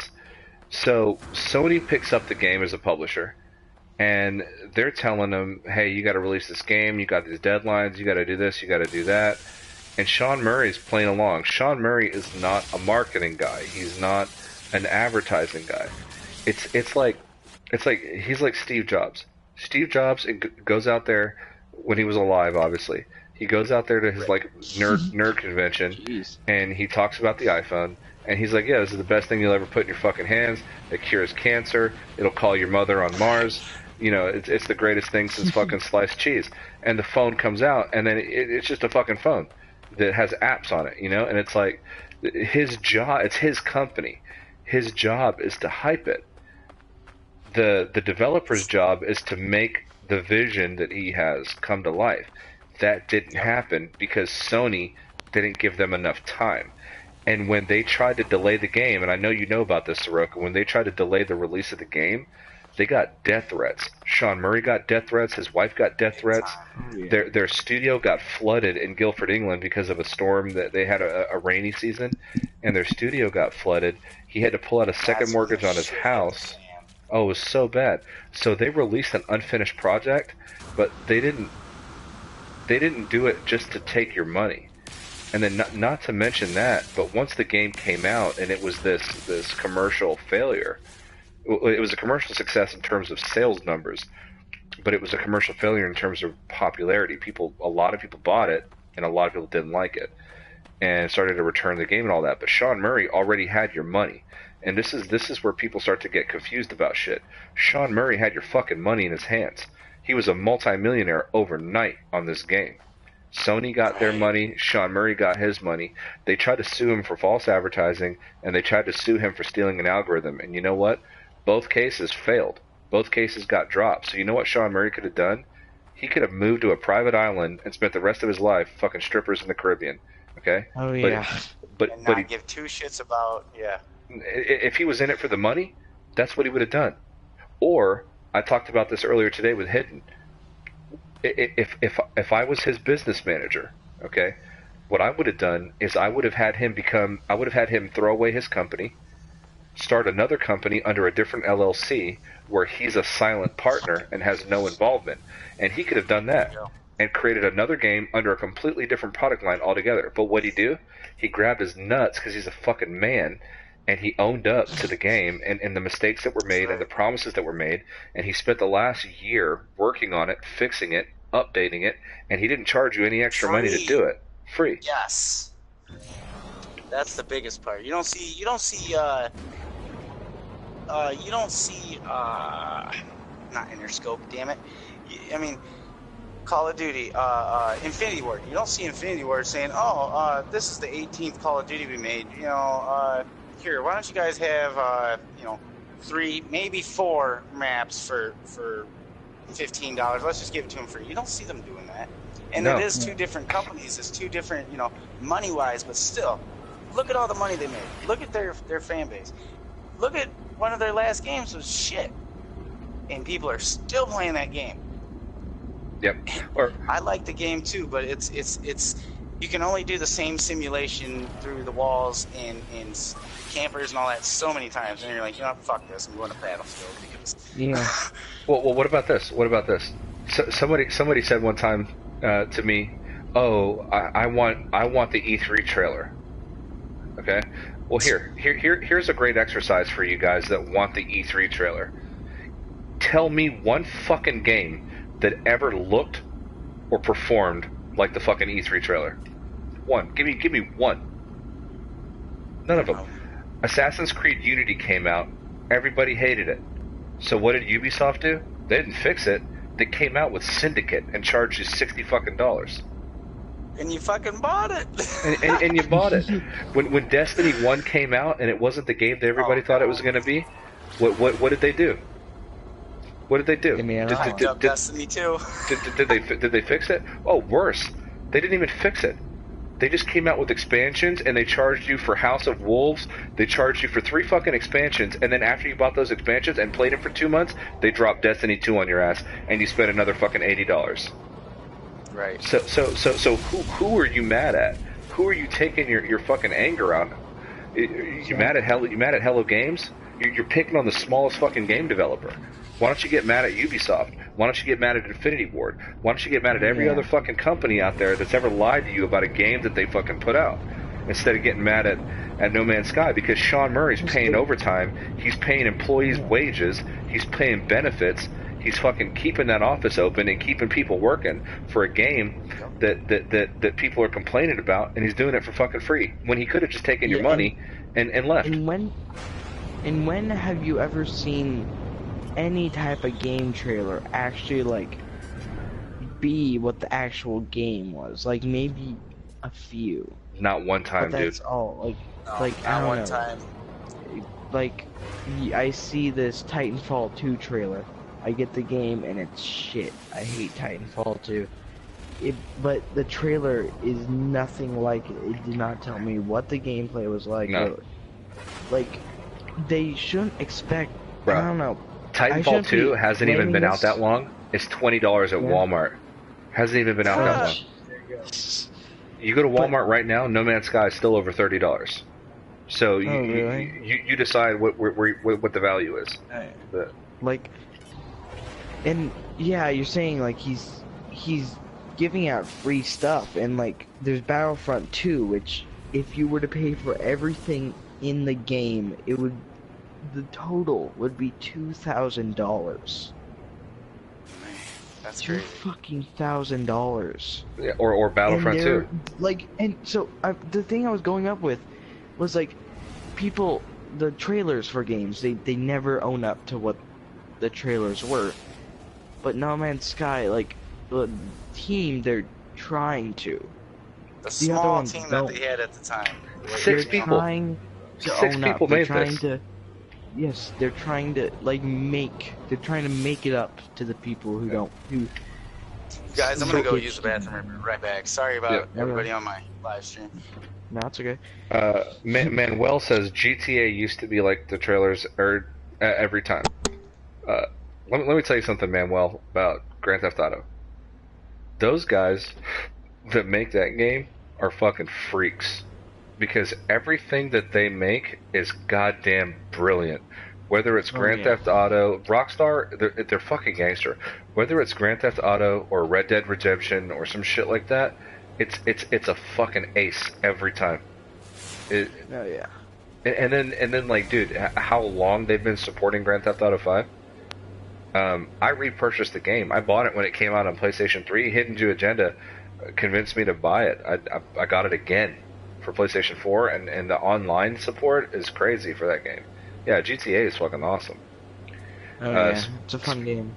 Yep. Speedable Gaming says, yeah, besides, I'm not sure why, but some of my resources, because of some people's updates or something, it has become useless. So now, yeah, dude, I used to have a really badass lubricant farm, and then 1.2 happened, and that became worthless, so then I had to switch it to insulating gel, and then 1.3 happened, which made that worthless, and then I was just like, yeah, I'll just wait. I'll raid other people's farms. I'm good. Yeah, there's stuff in GTA that I'd love to see in No Man's Sky. If we do see like any type of player model or something, it'd be cool if you could make, like, Rockstar editor, you can make movies, like showing yourself flying around and fighting a space battle or something. I don't know. It's probably never gonna happen, but that would be cool to have on No Man's Sky. It would be cool. HiddenJewAgenda says, bro, talk fake alien invasion attack. World is flat. We in a simulation. We in No Man's Sky now. First of all, the Earth is not. It's not flat. We just threw a fucking Tesla in space. And actually, not only is it not flat, it's not even fucking round. Did you guys watch this video of the Earth from the Tesla? The poles are somewhat flat. It's shaped like a pear. It's weird. Yeah. It's crazy. Earth. Yeah, I don't. It's Hello, not even Charlie round. Monster, my first viewer. After this 2.5-hour stream, what's up to the stream? Hey, real talk, Seroka. Mocktown. Yeah. I'm gonna tell you right now. You guys still live? Oh yeah, hidden. Because I am. Okay. Yeah. Please confirm this in the chat. When we started this channel, and I want to say like a month and a half ago, 2 months ago, we had 11 subscribers. Okay, we would drop videos where, like, weeks after they've been out, maybe 30 people saw them. And dude, we would like call each other. We'd call each other, and we'd be like, "Bro, we got 11 subscribers. Bro, 30 people just watched this video. 30 people that we don't even know somewhere in the world watch this." And then the next thing you know, it gets a little bit bigger, and it gets a little bit bigger, and it gets a little bit bigger. So that one viewer is gonna turn into fucking you give it time, bro. You'll see. Oh yeah. You'll see. Just keep being genuine, keep being yourself, and people will come because they like you, man. Thanks for subscribing, Charlie Monster. Yeah, it really helps out the channel. You know, maybe grow up. No, it does, definitely. Yeah. Every thanks, person Charlie. that subscribes to either Panda, me, or you, I mean, that's a great help. We cover content on a game that, you know, a lot of people enjoy for those that play. But at the same time, think of the people that, like, oh, I've heard about this game, you know, let's check it out, and they come across you. Yeah. You know, the way you carry yourself in your content, or Panda, or myself, you know, we actually put emphasis behind our character, you know, why we care about the game. And that's what draws them in. They want to know what we're getting out of this. That's the good thing about this game. It's immersive. Yeah. Always. I mean, it starts off slow, but like I said, you know, that's how it starts. You know, it's like a business. A business doesn't make money sometimes, you know, for the first 5 years. Yeah. Oh yeah. But about that point in time, you should be well adjusted to what you got to do and how you got to do it. I mean, it's finesse. It's gonna take a little bit, but keep working at it because you will get there. Trust me. Speeddale Gaming, thank you for subscribing. I just saw your message there. I appreciate that. Thank you for the support. Thanks for subbing to the channel. And hopefully you like the content. We got more great content coming. Also, I'd like to make an announcement for you guys watching and anybody that watches after this goes live. Me and Hidden right now, we're working on starting a podcast as well, where we talk about more than just No Man's Sky. We review movies, talk about other games we play, and we're gonna have guests on the podcast. So anybody that's just keep an eye out for that. We'll get more into it later, but we've got a podcast coming as well, and we get real heavy on the conspiracy theories, so prepare yourself for some fucking tinfoil when that podcast comes out. Definitely be watching those. Yeah, dude, we're excited to bring that. Hidden says SpaceX, dude, their Roadster is sitting in its own little planetarium. Where? What is it? Why are the tires fine, the windshield perfect? It says don't panic. Oh yeah. Well, it was encapsulated inside the front of the spaceship, so it didn't encounter anything until it got into space, which is a vacuum, and there's no friction or anything working against it. Yeah. Nothing will stop that car, except for maybe gravity pulling it. Dude, don't come in here with that flat Earth bullshit. Goddamn flat Earth, that's so stupid. Like they'll say, "Oh yeah, we got it's flat. The North Pole is in the center, and we're all surrounded by an ice wall." And it's just science fiction. It's pure science fiction. I don't know what's hard about the concept of it. But we've seen it from space. There's pictures of it. You can see it right now. CGI. Yeah. Totally. You can get you a little weather balloon. You know, save up some money, get you a little weather balloon, put a fucking GoPro on that thing with a GPS tracker, and send it up there. You'll see. Yeah. But the government tampered with it. Don't pull that shit. Or they'll say the GoPro has a wide-angle lens, so everything looks round. There's always some angle. I saw this one thing. It was this like guy who was going after a Vsauce video or something. And he was like, people just disappear. They don't go over the curvature of Earth. But like, he was like using a really high-powered zoom-in camera. See ya, Charlie Monster. Hope you come back. But he said like if you zoom out, the boats on the ocean like disappear, and it's this fucking idiot. It's just smaller than the pixel on the camera. It's not actually disappearing in real life. You do realize that? Yeah, I don't know. It's just, let's get off our flat Earth topic. Let's get back to No Man's Sky. I want to say one last thing about flat Earth. I used to work in aviation. Okay, and I know if you look at the flight path, if you're flying from the United States to England, okay, they don't go in a straight line. Yeah, they don't. The flight path is not in a straight line, and the reason that it's not in a straight line is because they're compensating for the curvature of the Earth, and they're flying around the part that's least wide. They go over the Arctic instead of in a straight line, because they'd be going around a fatter part, and it would take longer and use more fuel. Yeah. Yep.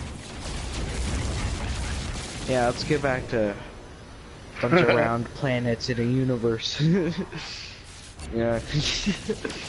But, like, I don't know. One thing I'd like to see in No Man's Sky, I mean, I only want it maybe for time lapses and stuff, but planets going around the actual star and maybe having the star as an actual thing in your solar system that you can fly up to and burn to death by. Oh, you really want to fly into the sun, huh? Oh yeah. Did you hear what Ray Rod had to say about that? They are? Well, no. So there was evidence that was already in the game, like Shaun Murray said it was going to be, and playtesters said that it was too difficult to navigate the solar system, so they changed it to make it easier. Oh. So apparently the original cut of the game that people were playtesting had a proper solar system with the sun in the middle, and it was changed because people complained about it. I honestly wouldn't complain about it. It'd be pretty cool. Pretty. You'd be on the surface, you know, watching. You know, sometimes I come across solar systems got 5, 6 planets. If you could see that, kind of just, you're not gonna look up all the time, but if you could just see it as, oh hey, it was just over here. Oh wow, look at this one coming. It would add that feeling of, okay, I feel like I'm really there, or you know, it's a different sense that it could give the game without a doubt. Oh yeah. And like the feeling of like being there or something, I don't know, but you know, your spaceship, I noticed this like maybe a few weeks ago, but a guy sent me a picture of his spaceship and he said he had it for a year, and I was like, oh, that's cool. But why are the ships so clean? They never get dirty. They should get dirtied up, you know? You're flying through a storm and all the mud gets on the side or something, or maybe there's dents in the ship or something. I think that add character. That landing was for you, HiddenJewAgenda. That was for you. So, Hidden it would Jew. Definitely. Sorry, just real quick. Sense of. Yep. Hidden Jew says, I stopped believing in space once they booted Pluto. Not fair. Didn't hurt nobody. We had it in a dome. And so basically, we have an unprecedented event happening here. HiddenJewAgenda is trolling his own fucking YouTube channel, guys. This has never happened before in the No Man's Sky community. Trolling your own channel. Wow, okay, we should be glad we're recording this. We have multiple accounts of this once in a lifetime experience. Exactly.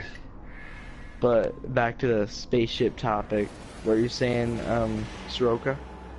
You're saying something? I mean, I understand where you're coming from. Like, if you're in an asteroid belt and you go to, you know, blow that asteroid up, you should get some type of like dust or you know, something to make it more realistic. Yeah, because right now your ship is squeaky clean. There you go. But what I'm saying is, like, I wish it like show character for your spaceship and like show how far you've been through. Maybe like if you've been through 20 galaxies, it should show on your spaceship, and it shouldn't be squeaky clean all the time. I don't know. It's a small little. After that many planetary entries, I want to know what the fuck that paint's made out of. Yeah, exactly. This is the universe's best paint. Yeah, or it would be cool if you could just, like a base, you could change how the texture is. Like you could have a fucking wooden ship or something. God, stupid, but. Dawson Coney says, "Hey Panda, did you know where there is energy in space, where there is nothing? Yeah, energy cannot be created nor can it be destroyed. It is ever present in the universe as a whole. There's actually an energy cycle, so." Yep. Negative. There's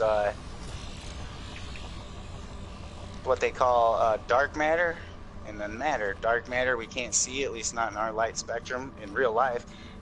matter. You see everything around you and wherever you're at right now. That can't be destroyed nor created because it's already there in the form that it's in. Yep. Just adding to that. I kind of come into the last second. This is a crazy thought. I've thought about this many times when certain substances have been inside my body. But you know how people have these experiences of like ghosts? Yeah. Yes. Well, what if the ghost, because your sense, you can only see and touch what your senses are able to perceive, correct? Yeah. So what if some people just have more sensitivity to senses that like we don't normally have, and so when people have these ghost experiences, that it's a parallel universe where you are literally feeling or seeing a parallel entity, so to speak. Yeah. Because maybe you normally can't sense them with your senses. Since we're on this ghost, you guys want to hear a ghost story? Like, Dude, it's not I like love ghost stories. Normal ones.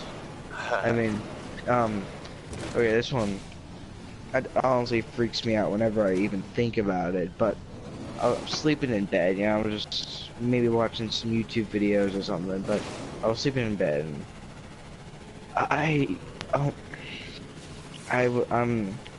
I've got my dog, and actually no, I got no dogs in my room or anything, but I feel this heavy presence just like fucking lay down on my bed. Like, that's crazy. Like sit down, like right next to my leg. leg. Lay on top of you. You didn't feel like you get up? Not like that, but it was like I could feel the sheets shifting, and like maybe one of my dogs jumped up on my bed, but I knew there were no dogs in my room. And oh, God, sorry, I got pneumonia. But no, I got pneumonia. It's gone, but goddamn, but like I felt this presence on my bed, and I was like fucking freaked out. I was just frozen. I couldn't look behind me, and I was like, oh, God, like it was just the scariest. It's scary, and it was it's hard to explain, but like I just felt something sit down on my bed, like something was just sitting there. I could feel like yeah, some sort of thing on my bed. There's when I woke up in the morning after getting up enough balls just to put my phone down and just try to fall asleep. I woke up, no dogs in my room. No, it was weird. It was so weird. What if it was Jared from Subway? I'd be excited. I should have met him. Has he done anything wrong that I haven't heard of? Yeah, lately, but no, he was raping kids. I know, I'm kidding. Oh, I was gonna say. Yeah, I could tell. I knew he was. He got you. Damn.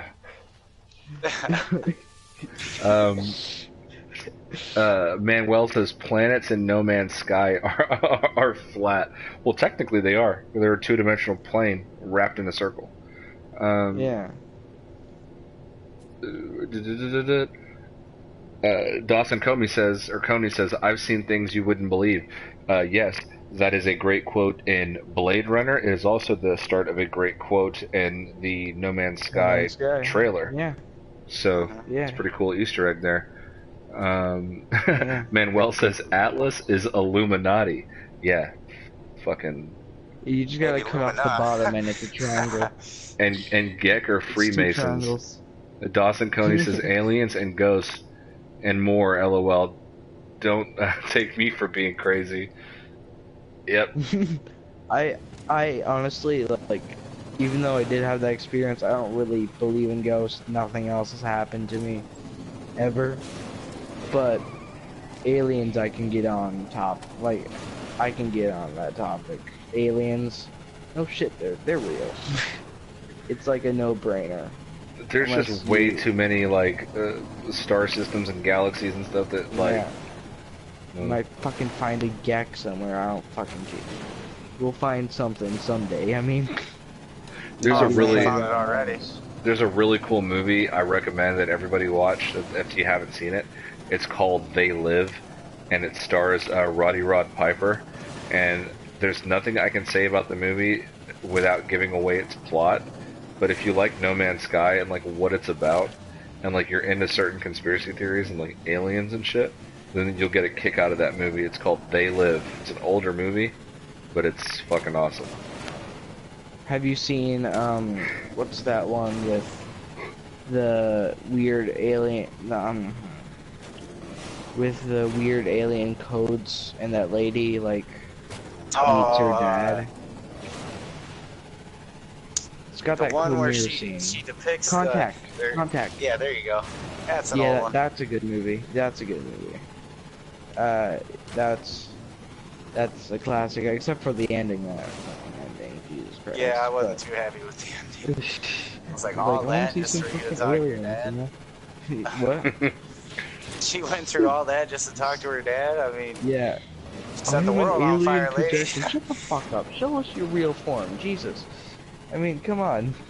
You went through all that hype, and we see your dad.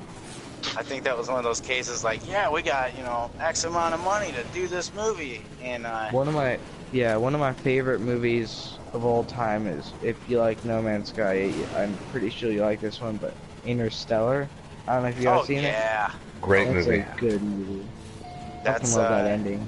One of my I favorites. use one of the pictures from Interstellar. That's where I get the ACS, NMS, S4Y, and then I use him.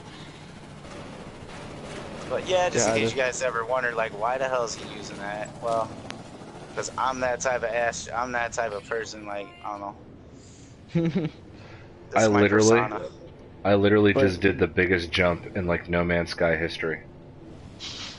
Are Like- the graphics loaded in? 64,000 light years. No, I mean like I was in a nomad jump.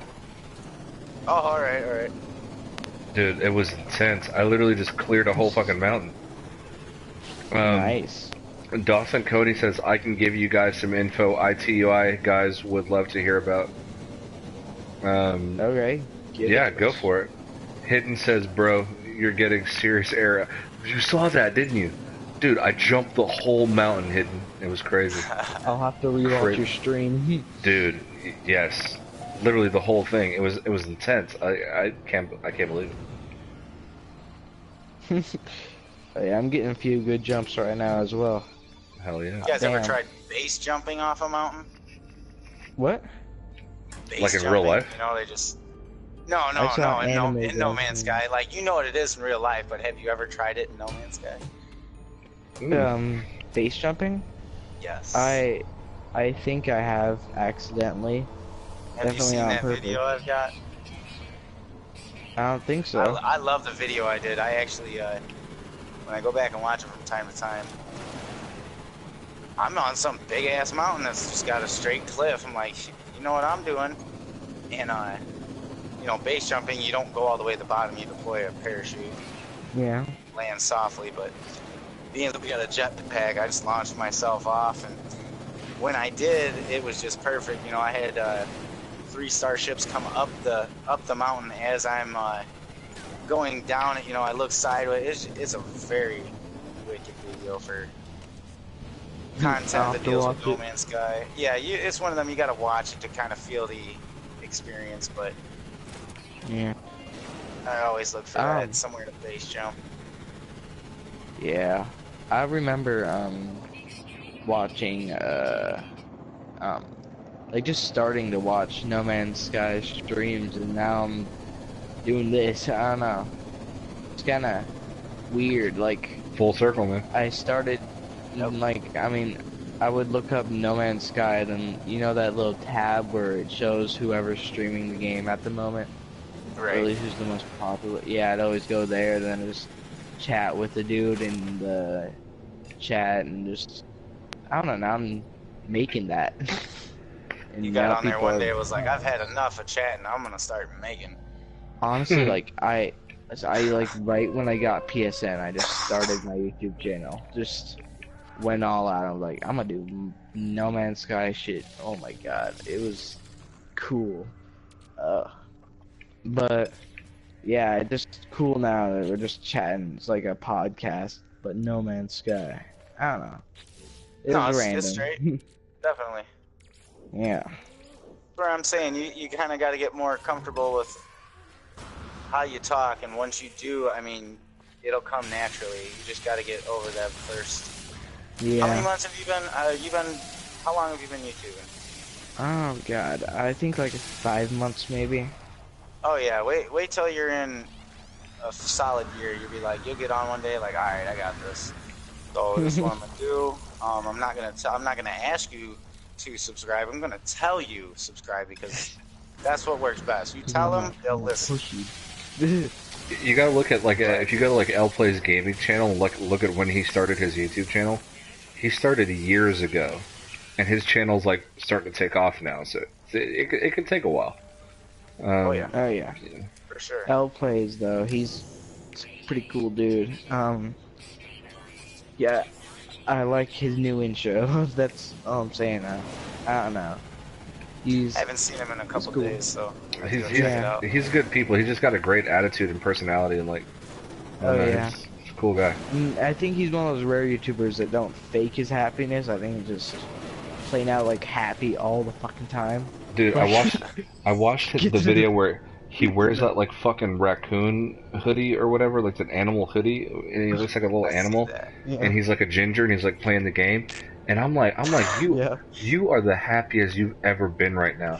I just want to go in his house and sit down with him and have a beer, and just like that guy he just looks like he loves everything. There's something endearing about that. Oh yeah. I mean, it's crazy. Really enjoys what he does and how he does it. Oh, yeah. He does. I don't like. Yeah, it's obvious. Hidden says, bro, you're getting some serious air that needs to go in the books of biggest air. And then Dawson Coney says, LOL, I do, because it was my stepdad Hidden. It was serious. Oh shit. I would talk about it, but the information will be useless because nobody will ever see an alien hidden. I will be the... Dawson, you gotta get on a fucking chat with me and fucking Tim and Hidden and tell us whatever you're talking about. That is our kind of conversation. Stepdads, I'm serious, you know, fuck it. Well, you see who I use at the top of my Twitter. Who?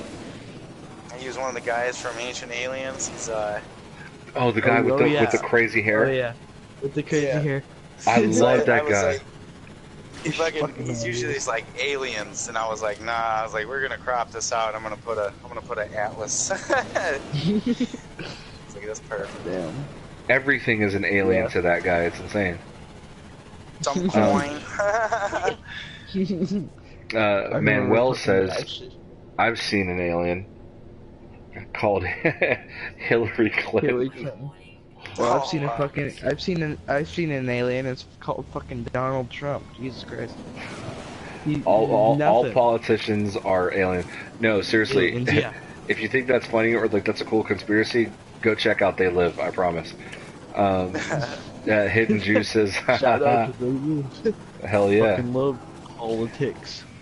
All right, guys. So I've been streaming for about almost 2 hours and 50 minutes. Yep. So probably going to go ahead and end it. Okay. I was trying to go visit Hidden's base and make some goddamn circuit boards, but his base didn't show up, so we'll have to get that sorted out and figure what's going on, and we'll try it again on a different stream. I want to say thank you to you guys in the chat. Really appreciate it. Thanks for watching.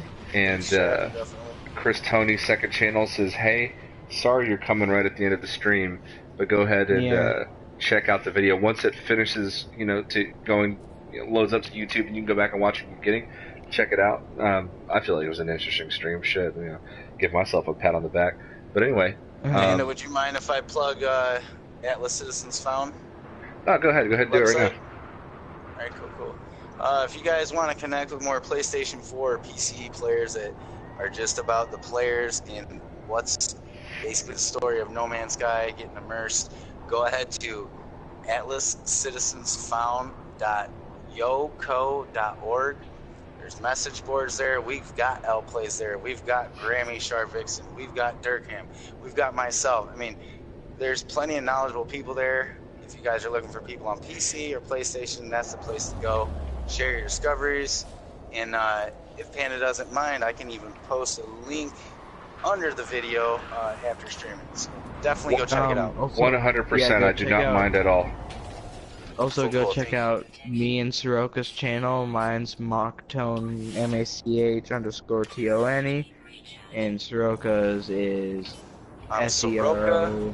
Yep. SEROKA 4, the number 4, and then YOU. YOU, because it's Yeah. for you. We both do No Man's Sky content. If you're interested in that kind of stuff, just go check us out. Yep. Yeah. And then here in the next couple months, we'll be covering other things as we figure out what's going on with Waking Titan and No Man's Sky. But I just want to thank you, Panda, and I want to thank you, Mock Tone. It's been a great, wonderful live stream. And until next time, fellas, definitely enjoyed it. Yeah, Thanks appreciate you for having guys me coming on. No problem, man. We're all No Man's Sky community. So, guys, go ahead and drop a like, drop a sub. Thanks for coming in. And as always, I'll see you guys later on in the No Man's Sky universe. Panda, out. I'm out. Peace out, everybody. Till I'm next out. time. OUT. Fuck yeah, that was good. trying to stop the broadcast, but it's not.